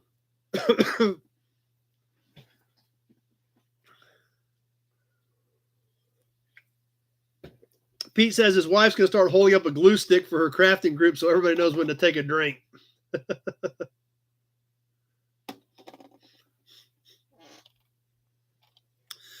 the first car, this is a road test on the 1957 DeSoto. This is a beautiful car on the 1957 DeSoto Fire Dome convertible. Now, you've got to remember, most of this is going to be black and white. The cover is about the only thing they use color on. Number one says, station wagons for a cover story. I'm in. Kevin says 57 was an awesome year for cars. They absolutely were. Kenny says it was Dad's senior year of high school. But the road test on the 1957 DeSoto Fire Dome convertible. Great looking cars. And like I said, about everything was in 57. Their road tests, they were fairly short, just a couple pages. They did give you a little bit of specifications on the road tests. It comes down here in this data box, which is very small print. So we'll go over a little bit of it, because we've got a few cars we're going to talk about this on. So when we talk about the specifics on these road tests, it's going to be coming out of these little data boxes that they have. On the 1957 DeSoto Fire Dome convertible, the base price was $3,305, powered by a 341, which I believe was still a Hemi in DeSoto in 57. They did have a Poly available, so I'm not sure, but since it's Fire Dome, I think that means it's Hemi. So 270 horse, 9.25 to 1 compression, 350 pounds of torque. Dimensions, the overall length was 218 inches with a 126-inch wheelbase, 4,100 pounds dry weight, 3-speed automatic, 0 to 60 in 9.7 seconds. Sebastian, was the Fire Dome or was the Adventure the pace car? I don't remember off the top of my head. No, Alec, that's not the car that's on the cover. The car that's on the cover is a custom, and there is an article on that, so we'll get to that a little bit later. So, but 57 DeSoto, good looking car, but not exactly. They didn't exactly fly down the road when you're doing 0 to 60 in 9.7. So, but the next page, like I said, that was a short 2-page deal. The next page, we get into the station wagon survey. And this covers about all the station wagons on the market commercially available at that point. And this is how they broke it down. And we'll catch a few of these by make, what's available, important options, special features, price range, and major specifications. Buick, Chevy, Chrysler, DeSoto. There's several pages of this, so we'll catch bits and pieces of these as we go and try to hit some of the highlights of the station wagons of that era. So Kenny's already digging this magazine. Roger, Australian car in 57 was F.E. Holden. Obviously, the Buicks, well, if you watched the video the other night or last night from Rick's funeral, the 1957 Buick Caballero wagon was what he had. And the 57 Caballero was a beautiful car. They were a 4-door hardtop wagon along with the Oldsmobile Fiesta. Beautiful cars. There were 3 station wagons available for 1957 in Buick. Buick prefers to call them all estate wagons. 2 were in the special series. 1 is part of the Century series. All are 4-door, 6-passenger. And 2 are of the so-called hardtop wagon design, which is what we just talked about, being the Caballero. Caballero wagons. Great looking cars. The Chevy wagons, including, the 2- and 4-door wagons, because in 57, Chevy still had the Nomad 2-door wagon, as well as the work wagons as well, Chrysler wagons, DeSoto wagons. And this went on for several pages covering all different makes and models. So one of those things, it would be great if we had the time to dig through all these. Ford had 5-station wagons available: the Ranch wagon, the Del Rio Ranch wagon, the 6-passenger Country sedan, the 9-passenger Country sedan, and the 9-passenger Country Squire. Mercury Oldsmobile, 3 Oldsmobiles, very similar to Buick, same platform as Buicks. Plymouth, Pontiac, Rambler, Studebaker, just so much cool stuff. And all these different features about them. So if you were shopping for a wagon, you could literally read this and break it all down. Price range, let's look at some prices on some Pontiacs just out of curiosity. The Chieftain 4-door, $2,898.38. The Super Chief 4-door 2-seater, $3,021.39. The Star Chief 2-door, which would be the Safari, $3481.39. No price has been announced for the Star Chief Custom Safari Transcontinental, which is a great looking wagon. If you've never seen a picture of the Transcontinental, look it up.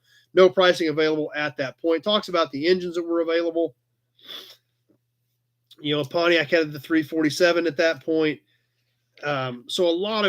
So much cool information, and there's not near enough time to get it, to cover it all.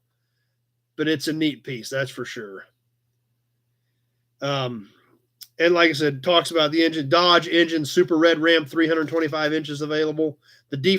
Here's something interesting. The D500 was optional in a wagon in 56. You could get a D500 wagon. Who knew that? That's what's great about these magazines. Tweedledee, the SUV nowadays. That's exactly right. There's something I didn't know. You could order a D500 in a 56 Dodge wagon. That's what's great about flipping back through this stuff, looking at these old magazines, learning the history, learning the stories. It would be so cool to find a 56 Dodge D500 wagon today. But anyway, like I said, we'll keep moving, or we'll be there all like the rest of the night on wagons. I love wagons. We all love wagons. So we better keep moving on, or we'll be digging out all the specifications of all the 1957 wagons. But we've got another road test to come up. This one on a very good-looking car from 1957. Of course, like I said, I'm going to say that on everything from 57, I think. The Oldsmobile. This was on a Super 88 4-door hardtop. Once again, black and white pictures. But we'll go ahead and take a look at it just so you guys can see it. Just not much color yet back at this point in the day.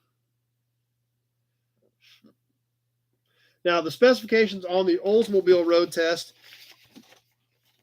This is a 57 Super 88 4-door hardtop, base price $3,215, 371 cubic inch V8, 277 horse, 400 pounds of torque.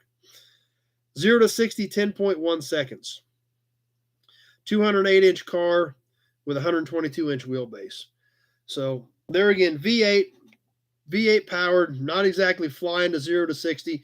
One interesting feature, number one says best looking rear window ever. That's that 3-piece that Buick and Olds used in 57 is a pretty good looking rear window. We'll go ahead and take one more look at that so you guys can check it out. And also I wanted to show you, check out where the gas filler is. It was under a cover right below the taillight was where your gas filler was at. So definitely something kind of different there as well. David W. 53 Studebaker out of 2-door Conestoga wagon. Yep. William, love to have one mint any of those.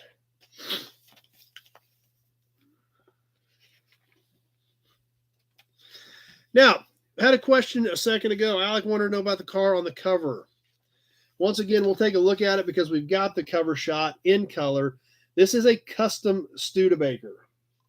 The next article we're going to talk about is about the cover car. The Studebaker convertible shown on the cover is the work of Rudy Dethoff, a general contractor from Missouri, University City, Missouri. He started with a new 53 Studebaker Starliner Coupe, and he redesigned the car, then proceeded to spend the next 3 years doing the work. He did almost everything himself except sewing the Naugahyde upholstery. Some great pictures of this car. David W. loves the Studebakers. We'll give you guys a few seconds to soak this one in, and then I think there's a couple more pages of this, but this is a completely custom 53 Studebaker.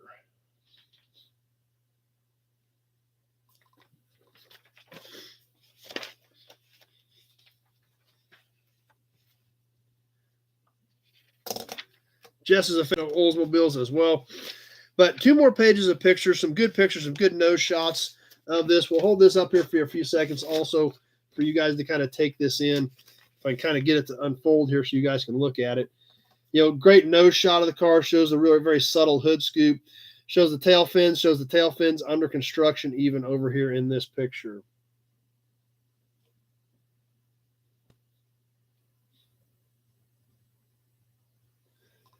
So definitely a unique car. Like I said, literally went and bought a brand new car, like and customized it to turn it into that.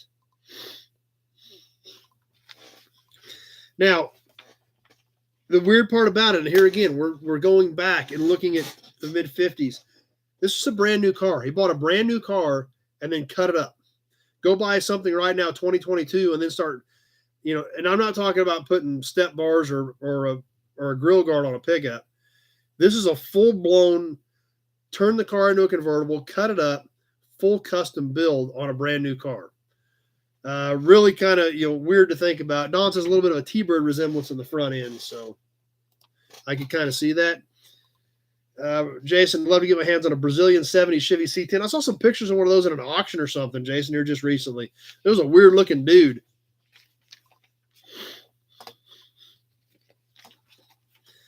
Now, the next thing we're going to check out, which is kind of interesting, like it said on the cover, performance ratings for 1957 cars.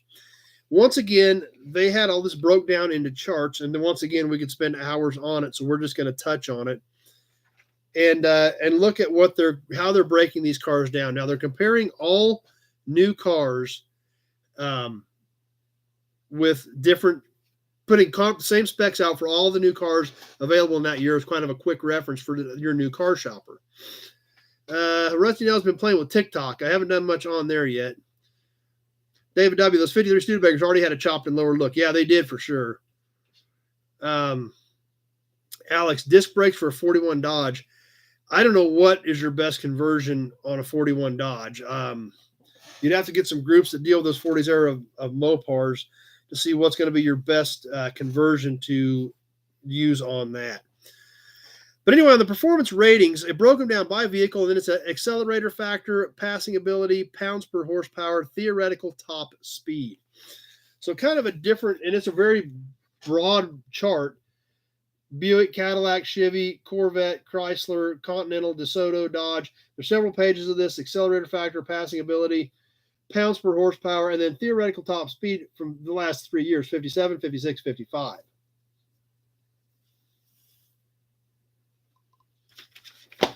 And it broke this down, and like I said, there are several pages of it, and about how these new cars were being tested and what you could expect for what you were looking for.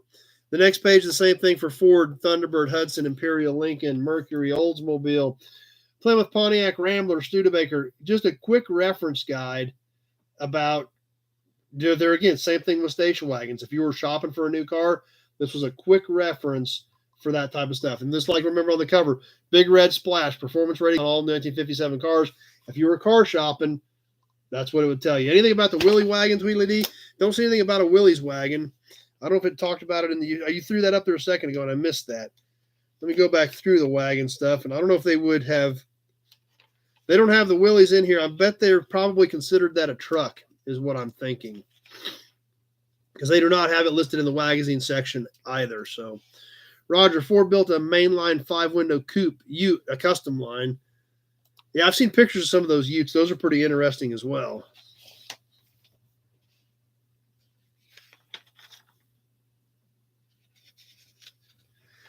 The next 2 pages are really interesting, especially since we've got some of our friends from Canada on here with us, and we do talk about this occasionally. David W. 57 Studebaker Golden Hawk was hot. Yeah, because you could get those supercharged. Kenny, I believe anyone who decided to cut up a brand new car probably wasn't married. But you got to remember, we're talking 1957, and this is what's cool about this. This article is called Canadian Capers. We've talked about it occasionally on here, the differences we see in American cars. This has pictures. So we're going to take a second with these. and check some of these out. There's the Mercury. And over here, we've got the Ford Meteor. Let's just start here with the Mercury. Monarch, counterpart of American Mercury, is sold under two series names, the Richelieu and Lucerne. So this was the Monarch, which was the sister Mercury in Canada. Now, the Ford up here, Meteor, Ford body, chassis, interior, Canadian grille, and side moldings. Car shown above is a Rideau, RIDEAU 500 series, and sold by Mercury Lincoln dealers in Canada. So this is a Meteor on a Ford body with different trim. The Pontiac Laurentian, Chevrolet body and running gear with Pontiac trim from grille to taillights. So this was a Chevy body, Chevy drivetrain, which was common for the Canadian Pontiacs or Chevys, whatever you want to call them, and was available as a Pathfinder and Pathfinder Deluxe as well, which was like a cargo wagon. The Mopars, the Dodge Regent looks like a Plymouth from the rear, but has Dodge grille, proving interchangeability of components on the body shields. The Dodge Regent is Plymouth from cowl rearward, including interior and outside trim, Dodge hood, grille, and front bumper. Engine is also Plymouth. So the Dodge Regent was a Plymouth body, Plymouth running gear with a Dodge front clip. So pretty interesting there. Kevin says, congrats on 10,000 subscribers. He's got 10,000 subscribers, got to run. Thanks for being here, Kevin. Kind of getting behind on some comments. Number one says, Chontiacs. Leonard, wasn't the 57 Mayfair Canadian made? I'm not sure. It doesn't cover that on this one. Jess, look up Scarebird Classics for disc brake conversions. Okay, on the 41 Dodge.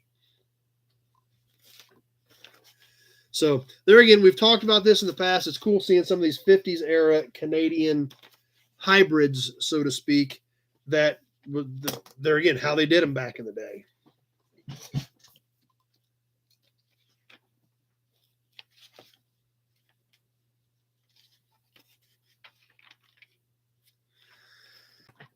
Another cool article, and there again, these are black and white pictures, but there's a ton of cool ones. I'm going to hold them up here for a second and let you look at them after I introduce you as to what we're talking about.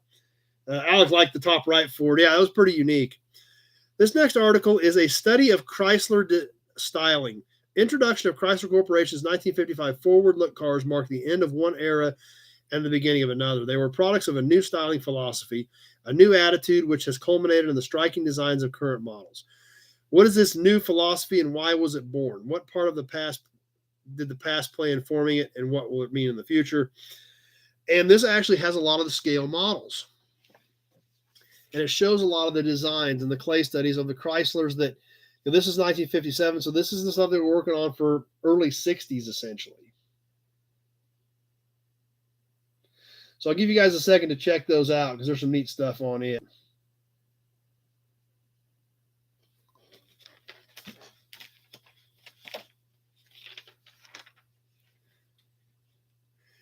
And it even talks a little bit about some of their studies in aerodynamics,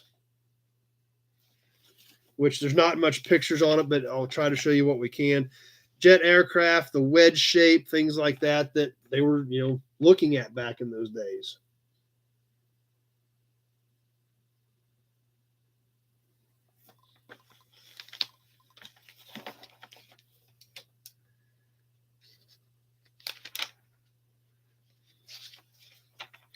Skip forward a few more pages. Like I said, there's no way to catch all this good stuff, guys, but we're going to catch a lot of it. But there's so much great stuff in here. But there is a couple more road tests that I want to catch just because we're comparing the data on all these new cars from 1957.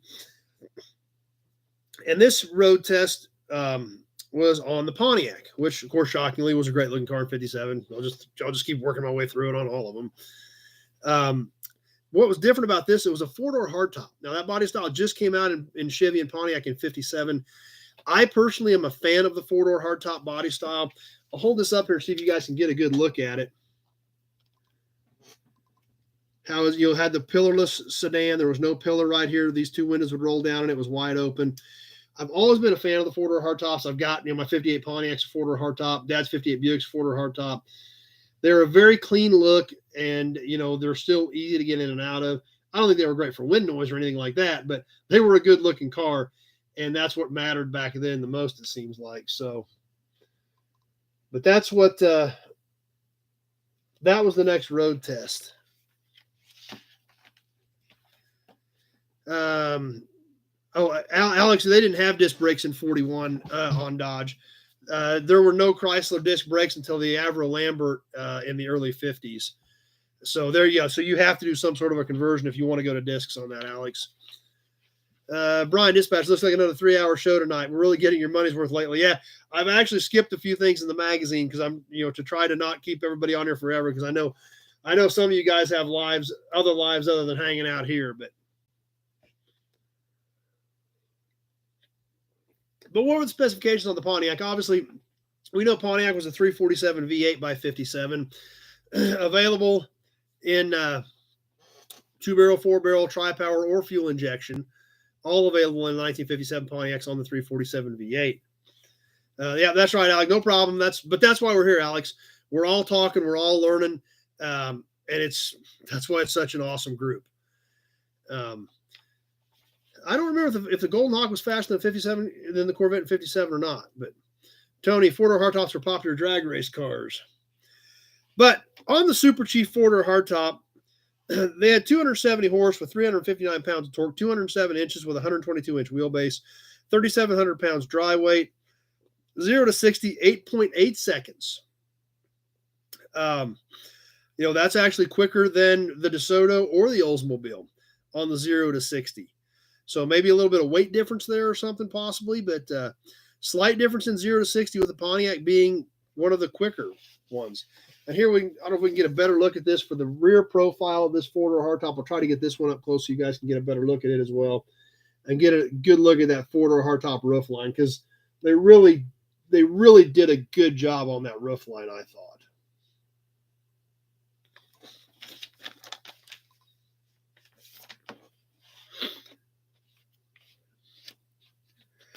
And we've got one more road test that we want to catch, and then we're going to catch some ads. And the final road test is on the Mercury. Once again, this one is a 4-door hardtop. This is a Montclair 4-door hardtop. Obviously, if anybody's seen the video on the Turnpike Cruiser, I like Mercuries of this era as well, because the Turnpike Cruiser was such a great car when we found that one here about 6 months ago. Don, they built a small number of supercharged Golden Hawks in 57, and supposedly it was the fastest car of the year. Brian likes that as well, likes that design as well. So I'm glad I'm not alone on that either. But the 57 Mercury, once again, this one is a 4-door hardtop. Sharp car. One thing to note about this 57 Mercury, it does have cruiser skirts. It does have the full-length cruiser skirts on it. Those are tough to find. I've had several sets of them over the years. But definitely gives a nice clean look to the rear of that car. Roger, most cars from the U.S. were 4 doors. They are more common than 2 doors, that's for sure. Interior shot, rear shot of the 57 Mercury. Now, the Mercury test data. Base price $3,280, 312-inch V8. Should have still been the Y block. 255 horse, 340 pounds of torque, 211 inches on 122-inch wheelbase. Allen 57 Rambler with a 327 AMC was one of the hottest cars in 57. Yeah, there was a Rambler and AMC did some stuff back in the late 50s that a lot of people were never aware of. Oh, forgot about that. Even to the point of playing with electronic fuel injection in the late 50s. So, and not mechanical like GM. Rambler and AMC were actually playing with electronic fuel injection, as was Chrysler. However, we obviously know today it didn't work. The electronics of the day couldn't keep up with it, and it didn't last, and it didn't work.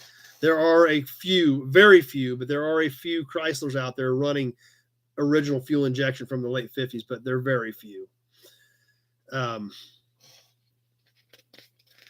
anyway, the 0 to 60 on the Mercury with the 312Y block was 12.4 seconds. So it the slowest of the bunch was the Mercury by far. But there again, that's why we study these. That's why we look at it. We're all learning. We're all studying stuff. We're all learning something. How about some ads? Let's get into some ads. Yeah, Jess dug the Turnpike Cruiser. Yeah, I loved that car. Just not, like I said, more work than Dad wanted to get into on it. So it went ahead and headed on down the road. But let's get into some ads and check these out.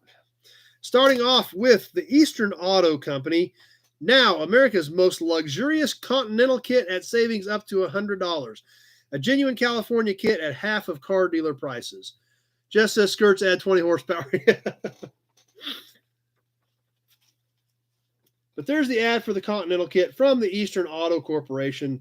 Savings up to $100 on a full custom Continental kit. Now, one thing I thought was kind of comical about this is from the Eastern Auto Company. Guess where the Eastern Auto Company is located? I think Pennsylvania, New Jersey. No, the Eastern Auto Company was located at 3319 ML3 South Grand Avenue, Los Angeles, California. So maybe they were on the east side of LA, but the Eastern Auto Company was actually in LA. Go figure.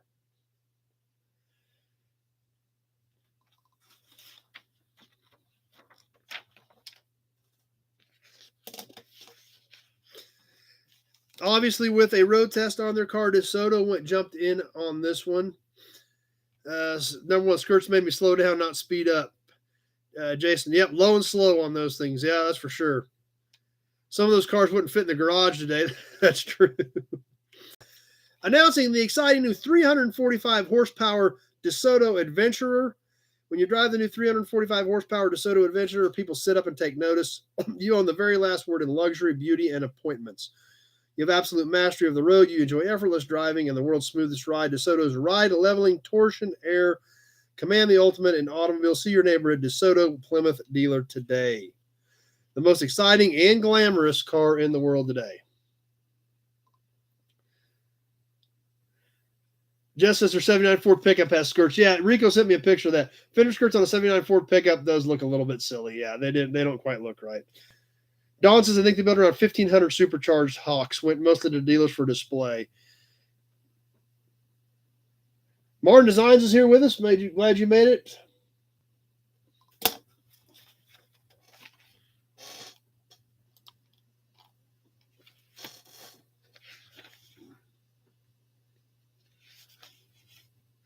The next ad actually kind of threw me off, and it actually, partially because of the pictures, everything's in black and white. I thought this was an article, but it was actually just an ad. Of course, most of these articles have been 2-page black and white articles, so I thought this was actually an article announcing the mighty Chrysler 300C, America's most powerful car, 375 horsepower. Beautiful picture of an awesome 300C convertible on the beach. Brandon's here a little bit late, but you made it. That's cool. Gentleman Jim's and Bo James pickups had fender skirts standard. That I don't remember. I've seen them, but I don't remember if they had skirts standard. But I think you're right, number one. Some of them did have them. Jason says if it's got skirts or wheels, he can't afford either one. So, but on the 57 300C, here's the car for the man who likes his motoring meaty. For the man who enjoys the stirring surge of 375 horsepower putting bite to the wheels. For the man who likes the sports car feel of sure-footed cornering and control. Sounds like a sports car, and it is, in terms of sheer driving pleasure. But here's the difference. No bundling to the cars just to go. No bundling to the ears just to go around the block. No tears and red faces from merciless wind. No acrobatics to get in and out. So, obviously, comparing it to these smaller sports cars, that these were easy, big, comfortable, and easy, but they handled well. For the mighty Chrysler 300C has the same spacious interior as any new Chrysler model, magnificently finished in rich sports car leather, compatible with 5 new body colors. If this seems like your kind of car, your Chrysler dealer will give you the details. So, specifications. It gives us a little bit of specifications on her. Alex says looks like T-Bird as well on that one. 375 horsepower engine, 9.25 to 1 compression ratio, 2 4-barrel carburetors, special high output cam, ball joint, anti-dip, rubber isolated torsion bar front suspension, 14-inch wheels, high spring rate, total contact brake system, overall length 219 inches, height 54.7 inches, special racing type nylon tubeless tires. So actually had just about as much information as the road test did as well, but great looking ad. I mean, too bad this one wasn't in color, because those are beautiful cars as well.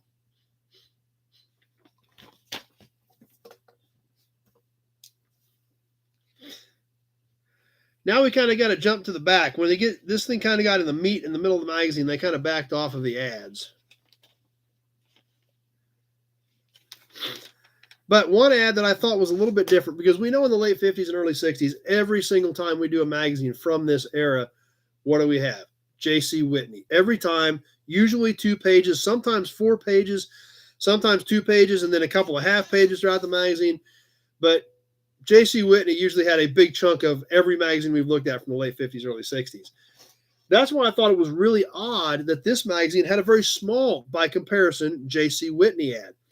About a third of a page, 228-page catalog, and that's all it was advertising their catalog. Not their typical big, full 2-page spread with all the sales items for that month, but this was it. Just get your free J.C. Whitney catalog. Like I said, about a third of the page, not quite half the page, but that was it for J.C. Whitney in this issue of Motor Life for March of '57. I just thought that was really weird.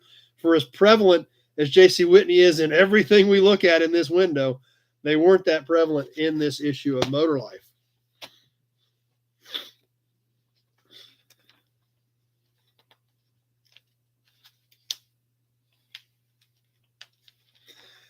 Now we're going to skip up to a full-page ad from the Almquist Corporation. We've talked about the Almquist Corporation before. We once again see their ads in a lot of magazines from this area. Almquist Engineering, Milford, Pennsylvania. However, this entire page was about spark plugs. And it's kind of funny because this comes around. I've seen it come around a few times in my lifetime. And I can't even remember what some of them were called. I remember they had like a purple package of these spark plugs with extra electrodes on them, or, to like for where they had contact points all the way around for better spark, more thorough fire, better burn. Well, that's what they had. The Sparkomatics. Replacement of old style plugs with Sparkomatics can give you up to 28 more horsepower, faster pickup, 6 extra mile per gallon. Wow, sounds pretty amazing. So I looked at it a little bit. I looked at the picture and kind of tried to figure out what they had going on here. And it's the same thing. 6 rotary firing electrodes. Number one, it was probably the first time they could afford a catalog to print enough to ship all over the country. It could be. I mean, maybe it was, I'm sure it was something like that. As far as, they might not have been big enough to afford the big ads yet. But the wonder plug of 1957, the Sparkomatic, 28 more horsepower. And I hope you guys can see it. I'll try to get it in here close so you guys can see this spark plug with all 6 electrodes right around here, around the center of the spark plug. So we've seen it before, we've seen it since, and apparently they still make regular spark plugs and crank them out like crazy. So I'm guessing that for the most part, regular spark plugs still pretty much do the job. However, in 1957, the Sparkomatic was the savior of the future for more horsepower, faster pickup, and better mile per gallon. Number one says 28 horsepower per plug, take a dozen of them, that's for sure. So there again, we still see them today. They did it back then. You just, usually once it lights the fuel in the cylinder, it's usually lit. But that's what they were trying to do. And they had a heck of a sales pitch when you've got that kind of ad out there selling your new Sparkomatic plugs.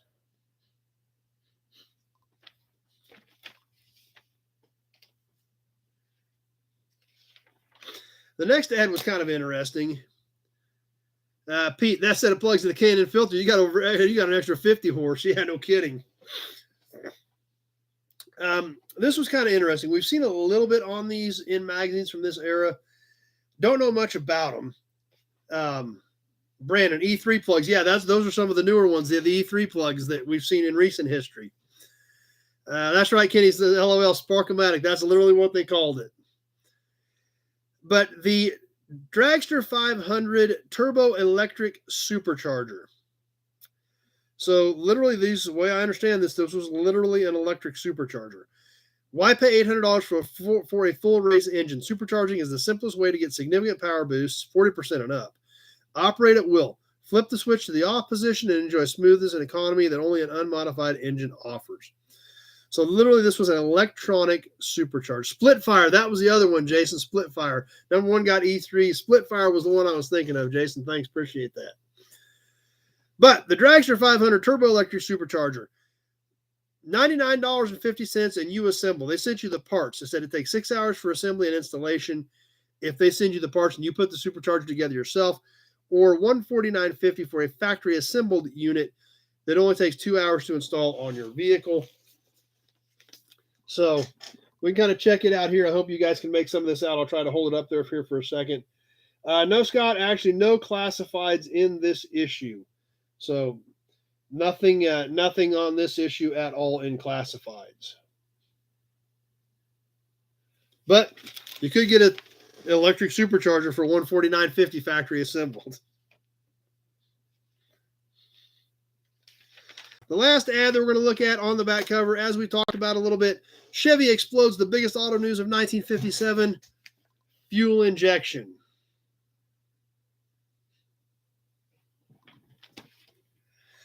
And that's the beginning of a whole new era of efficiency. For Chevrolet, fuel injection puts on the road today the precision gas metering, the instantaneous acceleration that used to be reserved for super-priced custom sports cars. You'll want to take a good long look at this brilliant piece of engineering. But better still, you'll want to get behind the wheel of a Chevrolet V8 with ramjet fuel injection. Believe us, that's an experience. Chevrolet division of General Motors, Detroit to Michigan. Now, it says ramjet fuel injection, optional at extra cost on any Chevrolet model, offers constant flow port injection. Choice of 250 or 283 horsepower. And it does have a little small graphic right here showing the fuel being fired into the cylinder. If you guys can see that, I don't know if you can or not. It's a small picture. Then obviously a large picture with guys surrounding the fuel injection unit that they were checking out. Jason says, what did I win? Well, that wasn't a trivia question, Jason. So Kenny says they added O-Matic to just about everything in those days. Yeah, I think you're right. Bill Alderman, fuel injection sure reduced tinkering with the car, but these fuel injection units took a ton of tinkering as well, almost constantly, way worse than carburetors did. But obviously a pretty big deal. But there again, available on an extra cost on any Chevrolet model. So you could get it on anything. Tony says Sparkle Magic was also a shifter.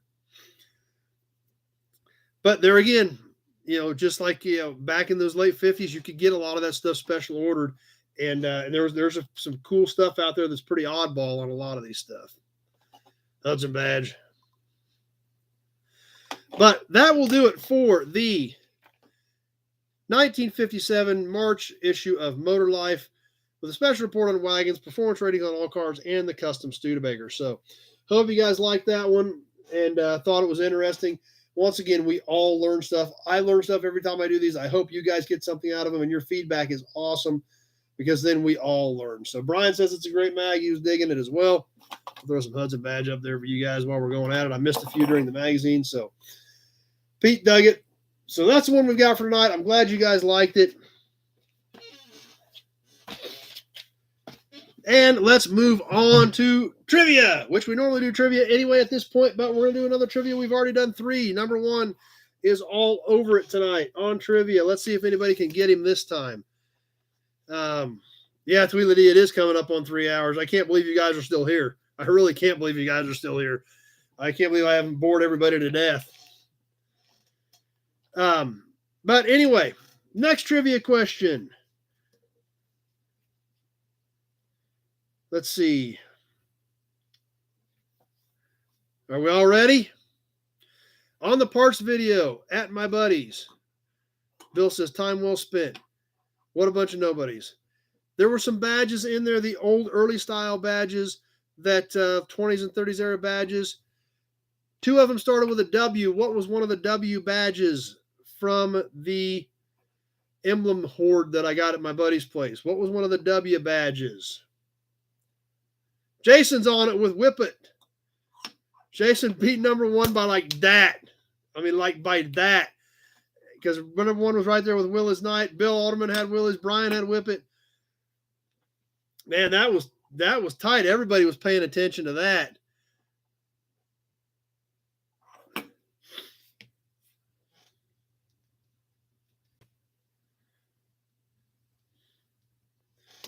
Now, except I forgot to get another prize out.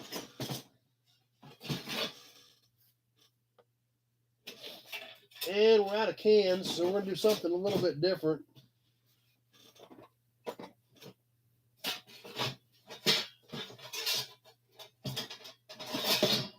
This one's going to be a license plate. How about that? 1968 Kansas license plate on this one. Yeah, actually, we hadn't done a license, but that's exactly what we needed to do was a license plate, so perfect.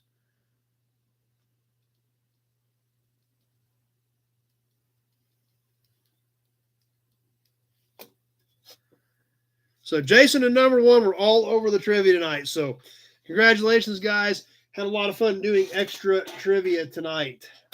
Whoops.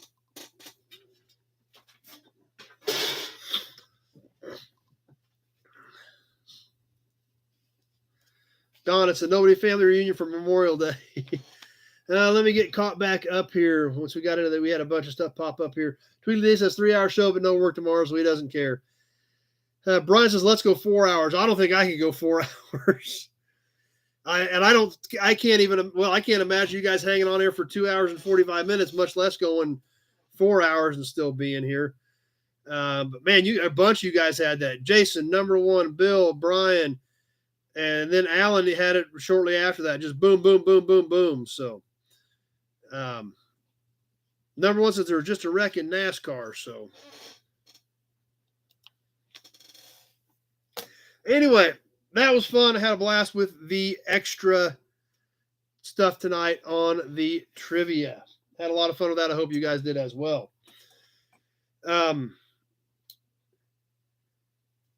What else is going on? We need to draw one more out of the can yet tonight. I want to do one more extra drawing. So we did 4 trivias tonight. We'll do one. Elo says it's a really bad wreck. So hopefully everybody's okay there and at the NASCAR race. They had a bad wreck. But let's talk about the raffle, where we're at on the raffle, see who's in on the raffle, and then we're going to draw one more name out of the can. So that'll be 4 trivias and 3 extra drawings tonight in celebration of 10,000 subscribers.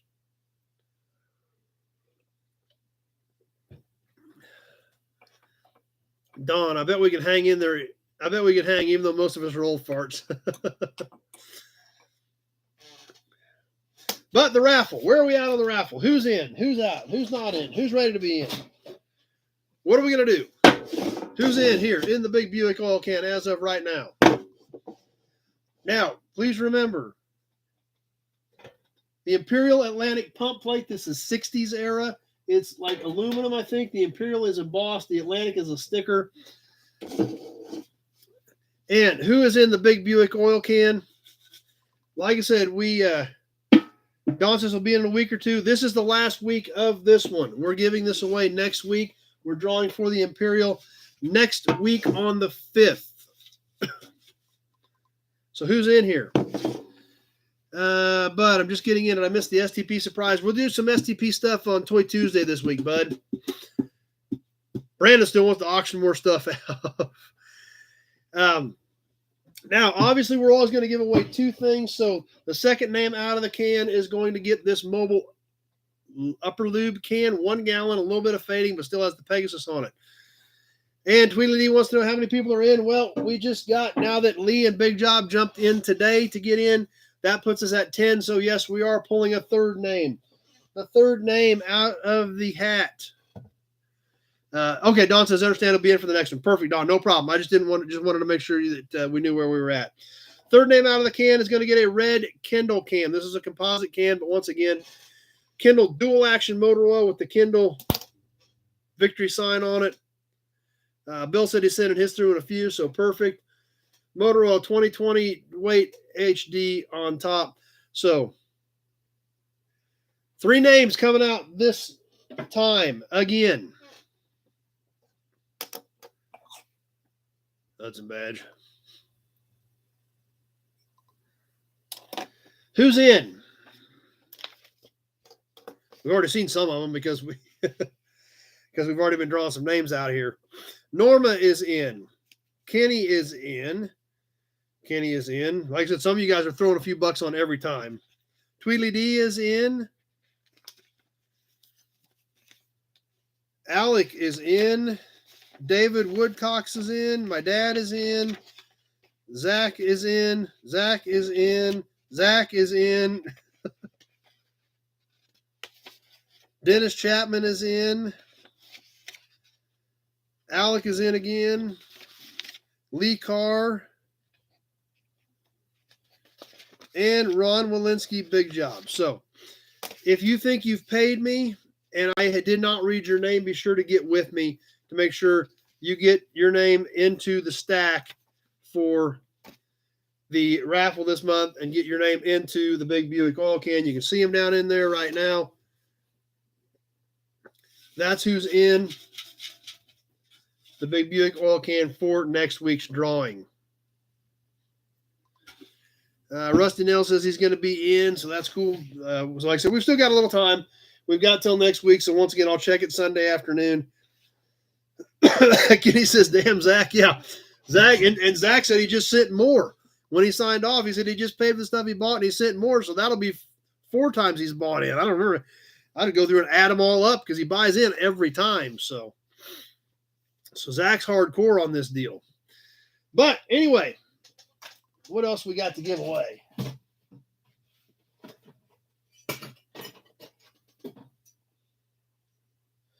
We'll do one more drawing.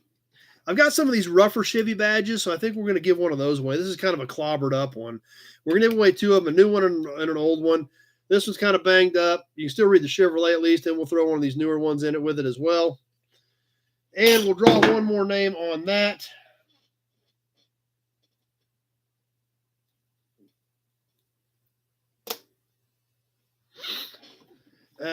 Kenny says he's in more than Dad. Yeah, I think he is. Like I said, there's 3 or 4 people in this one that are in it to win it this time, so it's going to be interesting.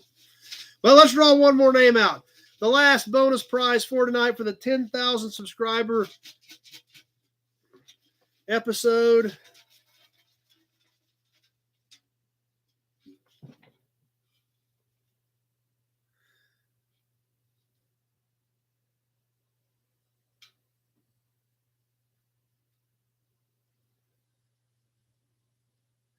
And we've got one here.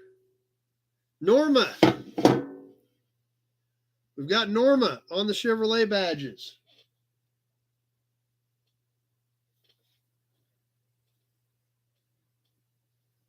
So, there again, there's some extras there. We're going to send those out to Norma. So, appreciate that, everybody. And like I said, these were all bonuses back into the can for next week.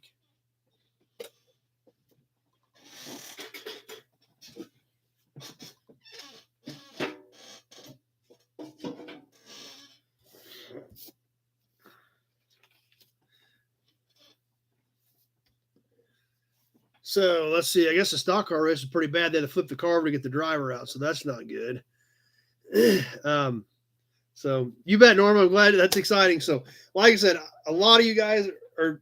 It's great the way you support this. You know, financially, it helps support the time I put into this, and I'm still amazed that 2 hours and 53 minutes, and you guys are still here. It's nuts. Elo says the driver's fine. He's out of the car, so that's good.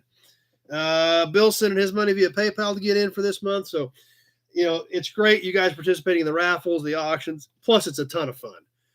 And everybody's been a great sport about it. It's been a blast. So anyway, as we get ready to wind this thing up, we're going to talk about new inventory, videos, and what's coming up. New inventory, I only picked up 1 car this week. I picked up a ton of parts at my buddy's place. Another video coming from my buddy's place of what I got out there. Yeah, Don, it's been almost 3 hours. It's bonkers. 2 hours and almost 2 hours and 54 minutes. Alex says it's been an awesome night. Thanks, guys. I appreciate that. It baffles me that you guys dig this much, but if we're having a good time, that's all that matters. The emblems from my buddy's place, I got them picked up this week, have not sorted through them. So there's going to be a ton of cool stuff coming in there. I'll try to have some of those worked into the auction for next week. But shockingly, I bought more out there this week too. So I've got another video coming from his place. I got to get back out there, but I've got a ton of stuff. Actually, Dad had a couple. My dad used a little Astro van for a tool van out where he had his cars. He had a couple of extra Astros he had out there for parts vans. He said, we just need to get them moved. So I went out and picked up one of those Astros the other day, which was up towards where my buddy lived. And there was no seats in the back of the Astro. So I loaded the Astro, then went to my buddy's house, and that Astro van is about where the top edge of the seats would be, about level. There is a ton of stuff in there. A bunch of new old stock, bunch of carburetors, bunch of trim, Mopar gravel guards from the 40s and 50s. There's like a couple dozen of those. Lots of cool trim. Like I said, I got all the emblems. Man, there's a lot of great stuff. So lots of stuff to dig through. There's got to be a lot of cool stuff coming there. Let's see. Catch up on comments. Don says it's been awesome. Tony says, I love the show and I do a great job. Thanks, Tony. I appreciate it. But how about an update video on the red and white Ford? Yeah, I do need to do that. I've got the one tank in it that fits, and now the carb needs service, bud. So I've got the one tank in it. It will run, but there's some trash in the carb because it won't stay running. It'll fire right up, but then it'll die back off. So, Eloy, yes, I've got all the steering wheels. I've got all the steering wheels and horn rings, and those are picked up. I've already got all those hauled in. I haven't sorted them yet, but I did get those picked up. Number one of those Astro vans can be cutting a sweet little pickup. So we didn't cut any of these up. So Jason needs Fleetwood trunk letters from a 75-ish Fleetwood. I don't think I have anything there. Yeah, Don, I am in Kansas. But, man, there's a lot of cool stuff coming. So I did pick up a lot of stuff there. But I only picked up one car, and it actually turned out to be a great deal. Car Auction and Real Estate had an auction this weekend. And as a lot of you guys know, the F&E Collector Auto Auction that I'm part of, I do that with Car. Car is my partner, Chris Froschner, and I do the F&E Collector Auto Auction. Great guys. They run a great auction company. So I couldn't get to the auction, so I left the bid with Chris, and he got the car bought for me. 1976 GMC Sprint, basically the GMC El Camino. Now, if you count the video before, Dad actually bought a Sprint at Meekum a couple years ago. Dad bought a 73 Sprint, factory 454 big block, one of like 76, 73 Sprints that got big blocks. That's a super cool car. So we went down to get this Sprint. And I bought it off of a couple of pictures, so I didn't know much about it. And got down there. The motor was out of it, no motor or tranny. It was laying there in pieces, but I didn't take it. We got a few pieces off of it, but it was laying there in the dirt in pieces, so I didn't take the motor. But when I opened the car up, looked in the doors, it was in a lean-to. It was in a carport, covered in dirt, so you couldn't see it. When I opened the doors, swivel bucket seats, console, floor shifter, gauges, AM, FM, cruise control, power windows, really, really loaded up Sprint. So was kind of excited about that car. We're definitely going to be bringing some content on that as well. Jeff had an Astro van. He loved it, but he wrecked it. Tweedledee D, the 76 Bicentennial car. Yep. But so we're bringing you a video on that here in the near future. But that's the only car that I picked up this week. What else is going on? Getting ready to go to Tulsa in a week and a half. If any of you guys are going to be at Meekum, Tulsa, be sure to look me up. Definitely look forward to going to Meekum, Tulsa, plus getting down to Auburn Court Duesenberg factory and seeing our friend Doug Prey and see what they've got going on. We're definitely going to bring you some content from there because Doug always has cool stuff going on that you don't see anywhere else, because where else do you walk into a building full of Newell stock Auburn and Cord parts? Where else do you walk in where they're restoring Auburns with Newell stock parts off the shelf? You don't. There's one place to do it, and that's at Doug Prey's place at Auburn Court Duesenberg factory in Oklahoma. Can't wait to go see them again. Don, I've got a good friend who grew up in Kansas. Dad owned a Phillips 66 station out there. It had been open for decades. It's not been long since he closed it. Have to find out where he was at, Don. Kenny says it's a good show, Chad. I'm assuming you got the money last week. Yes, I did. So, yeah, your stuff's on the way, Kenny. So, but can't wait for Meekum, Tulsa. Definitely can't wait to get a break for a couple days, and hope to see some of you there as well. What's coming up on videos this week?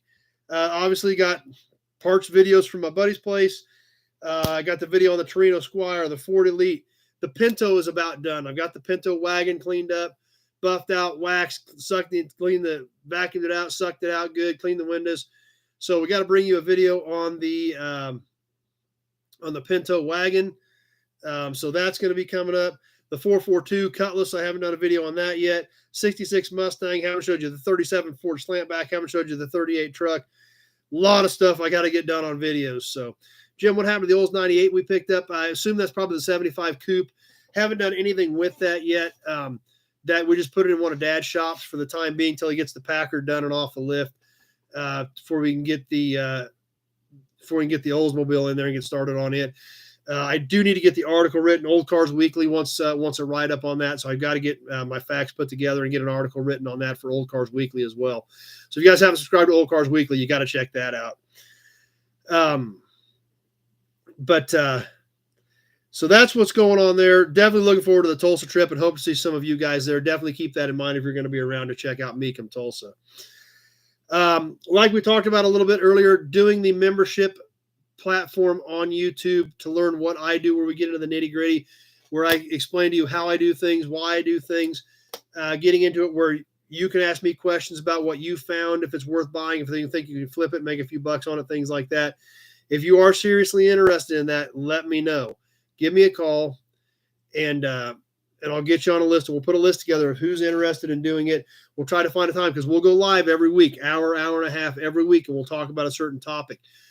And it's an ongoing thing because this business changes all the time with the cycles, the shifts in the hobby, the reproduction parts, the changes in shipping. Shipping obviously is through the roof right now with fuel costs. So the course, the membership platform, where you will actually learn the details, the nitty gritty about what I do to hopefully help you make a few extra bucks, but it will be a membership paid in deal to do it.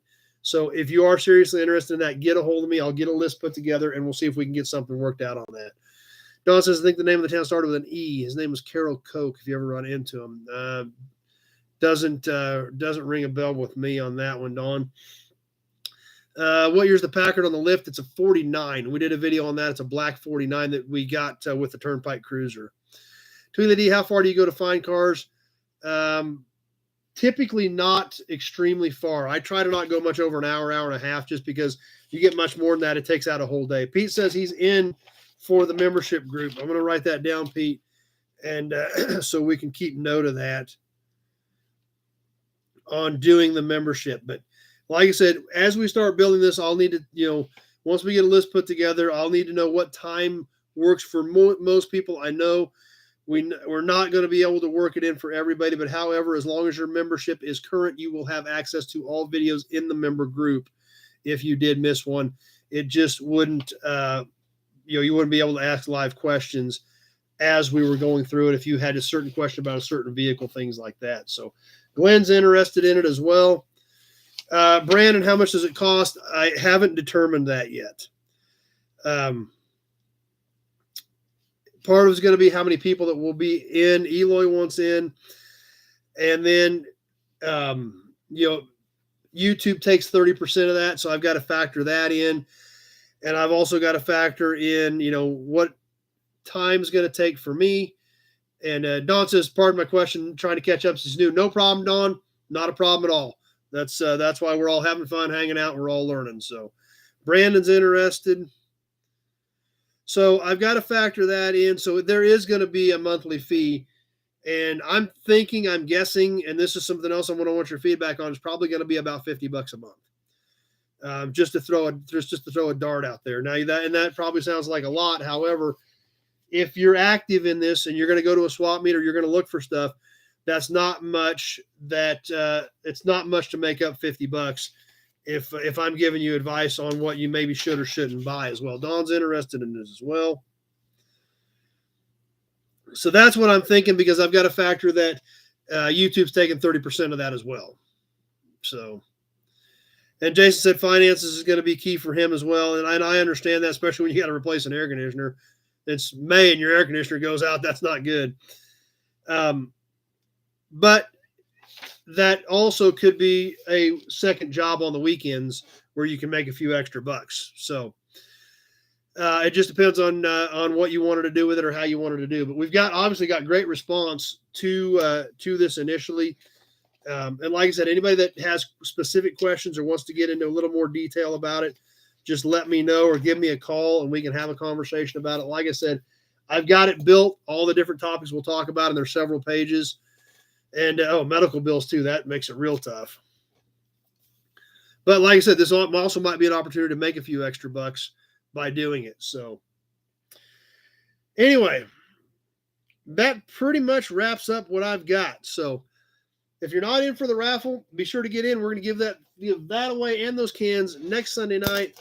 Meekum Tulsa coming up week after next. It would be great to see some of you there. Nope.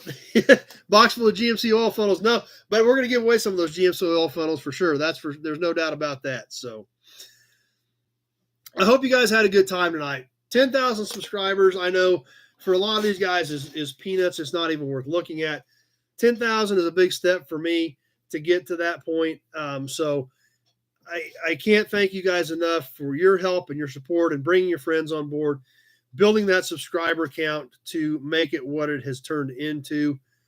And, that's awesome. And it's great. And it's all because of you guys is why we do this. So for me to get it, it was a big deal. I hope you guys had fun doing 4 trivia questions, plus the extra giveaways tonight and the extra auctions. Had a lot of fun with you guys. Jeff says, good show. See you next week. Tweedlee says, congrats on 10,000 subs. Quinta says, good night. And like I said, I know for a lot of people, it's not a big deal. For me, it's exciting. And I hope you're all still on here. And if we ever hit 20,000, I hope we hit 20,000 and we do this again. And we'll do the same thing. We'll give away some extra stuff if we do 20,000. But it's still growing. It's still fun. I'm glad you guys are here. I'm glad you guys enjoy it. Jim says, great work, awesome energy and knowledge. Thanks, Jim. I appreciate that. I try. Like I've showed you guys in the past, I build this this is my Saturday night. This worksheet is from about, depending on, sometimes I try to work in the shop. Like I've been working on the red and white Ford, which means I don't get in here till 10 or 11, which means this is from 10:30 to sometime between 12 and 1 on Saturday night is when I do this. And that's when I do the magazine. That's when I build the episode. Is that, 10 to 12, 11 to 1 Saturday night is when I get it done. So I'm glad you guys appreciate it, and I'm glad that you guys are enjoying it and having fun. Dawn, another channel was talking about that today and said PayPal, friend and family, and Cash App allow them to bypass 30%. PayPal, friend and family, I don't have to pay, but the membership is through YouTube. And there's no way around it. And I understand that because it is their system. So there's no way around that on the YouTube thing unless, and I don't think you can pay separate and then let you in. I think it's got to go through YouTube. I haven't gotten that far into it, but I think that's how you have to do it on the membership page on YouTube. However, they say that you have your membership area. They save all the videos for the membership area. They are locked in for that. And I'm probably going to have a couple different levels of membership, but to go into the full board training stuff, it's probably going to, I'm guessing around $50-$60. We'll see how it shakes out and what everybody thinks. Just because I know it's going to take a lot of time, but I know that you guys, with some effort on your part, are going to make some money. But I think we'll do like a small membership package too. That's going to be a cheaper deal. We'll have some benefits for that as well. So, like I said, it's a fairly new thing. YouTube's had it for a couple of years. So I'm starting to, but they've started it a couple of years ago, but they're just starting to really roll it out to everybody. It's been in some pilot programs. Some of the information I found on it was from a couple of years ago. But to get in a couple of years ago, you had to have like 30 or 50,000 subscribers to even be in the program. That was when it was in test phases and things like that. So, so we'll see how it all works out. Tweedledee, let people know about the show at work. That's great. Norma says, a great show. Congratulations on 10,000. See us on Toy Tuesday. She loves the channel. Pete says, great show. Jason, going to make an old man out of me. Yeah, no kidding. Tweedledee's ready for Toy Tuesday as well. Dawn, I'm glad I found you. Thanks for adopting me. I'll make a great family member, I promise. Thanks, Dawn. How'd you find us, Dawn, anyway, since you're new? Bill, great show on the Western Auto Sign in Kansas City is pretty cool. Yeah, the Western Auto Sign in Kansas City is awesome. Anybody that saw that on Tuesday night, we talked about that. You definitely want to check that out. Don says it makes sense, but sucks you got to give it up. Yeah, that's for sure. Number one, still trying to win more prizes, which hey, that's fine. I respect that. I got no problem with that whatsoever. But so anyway, I'm gonna start working on the membership thing. I would love to have some more of your input on cost and times and things like that, because we're gonna have to try to find the time that a lot of us can sit down for an hour to an hour and a half a week and go over this stuff. So keep that in mind. I do want your feedback and definitely want to be interested to know how many people would be interested in getting in on it and what we can do with that. With that, I think I'm about wrapped up. Rusty Nelson says he's broke. Don says I popped up in his new feed. Okay, good. I'm glad you checked this out, and I'm glad you enjoyed it, Don. But be sure to check out the other videos. We do this every Sunday night, Don. We do Toy Tuesday live on Tuesday evenings, 7 o'clock Central Time, which is toys, memorabilia, gas and oil, anything like that. We call it Toy Tuesday, but it can be anything memorabilia. Signs, anything that falls under the memorabilia category can fall under that. So, as always, thanks for being here. Holy cow, we're past 3 hours. I didn't even realize it. 3 hours and 10 minutes. Wow. Thanks a lot, everybody. Super appreciate you guys being here, hanging out, making this 10,000 subscriber episode number 114. Such a special night. Congratulations to all of our winners. Number one, he just wants to answer all the questions, even if I'm not asking him, he wants to answer the questions, which is great. I appreciate you paying that much attention to the videos. But number one, and Jason kind of cleaned up tonight on the trivia, even though we did 4, those were our 2 winners. They both got 2. Congratulations to our other winners.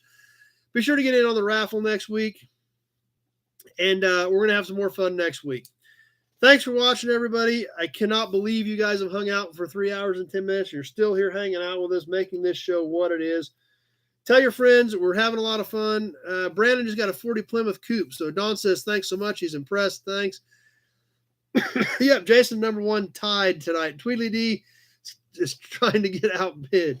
Bates watching from Georgia.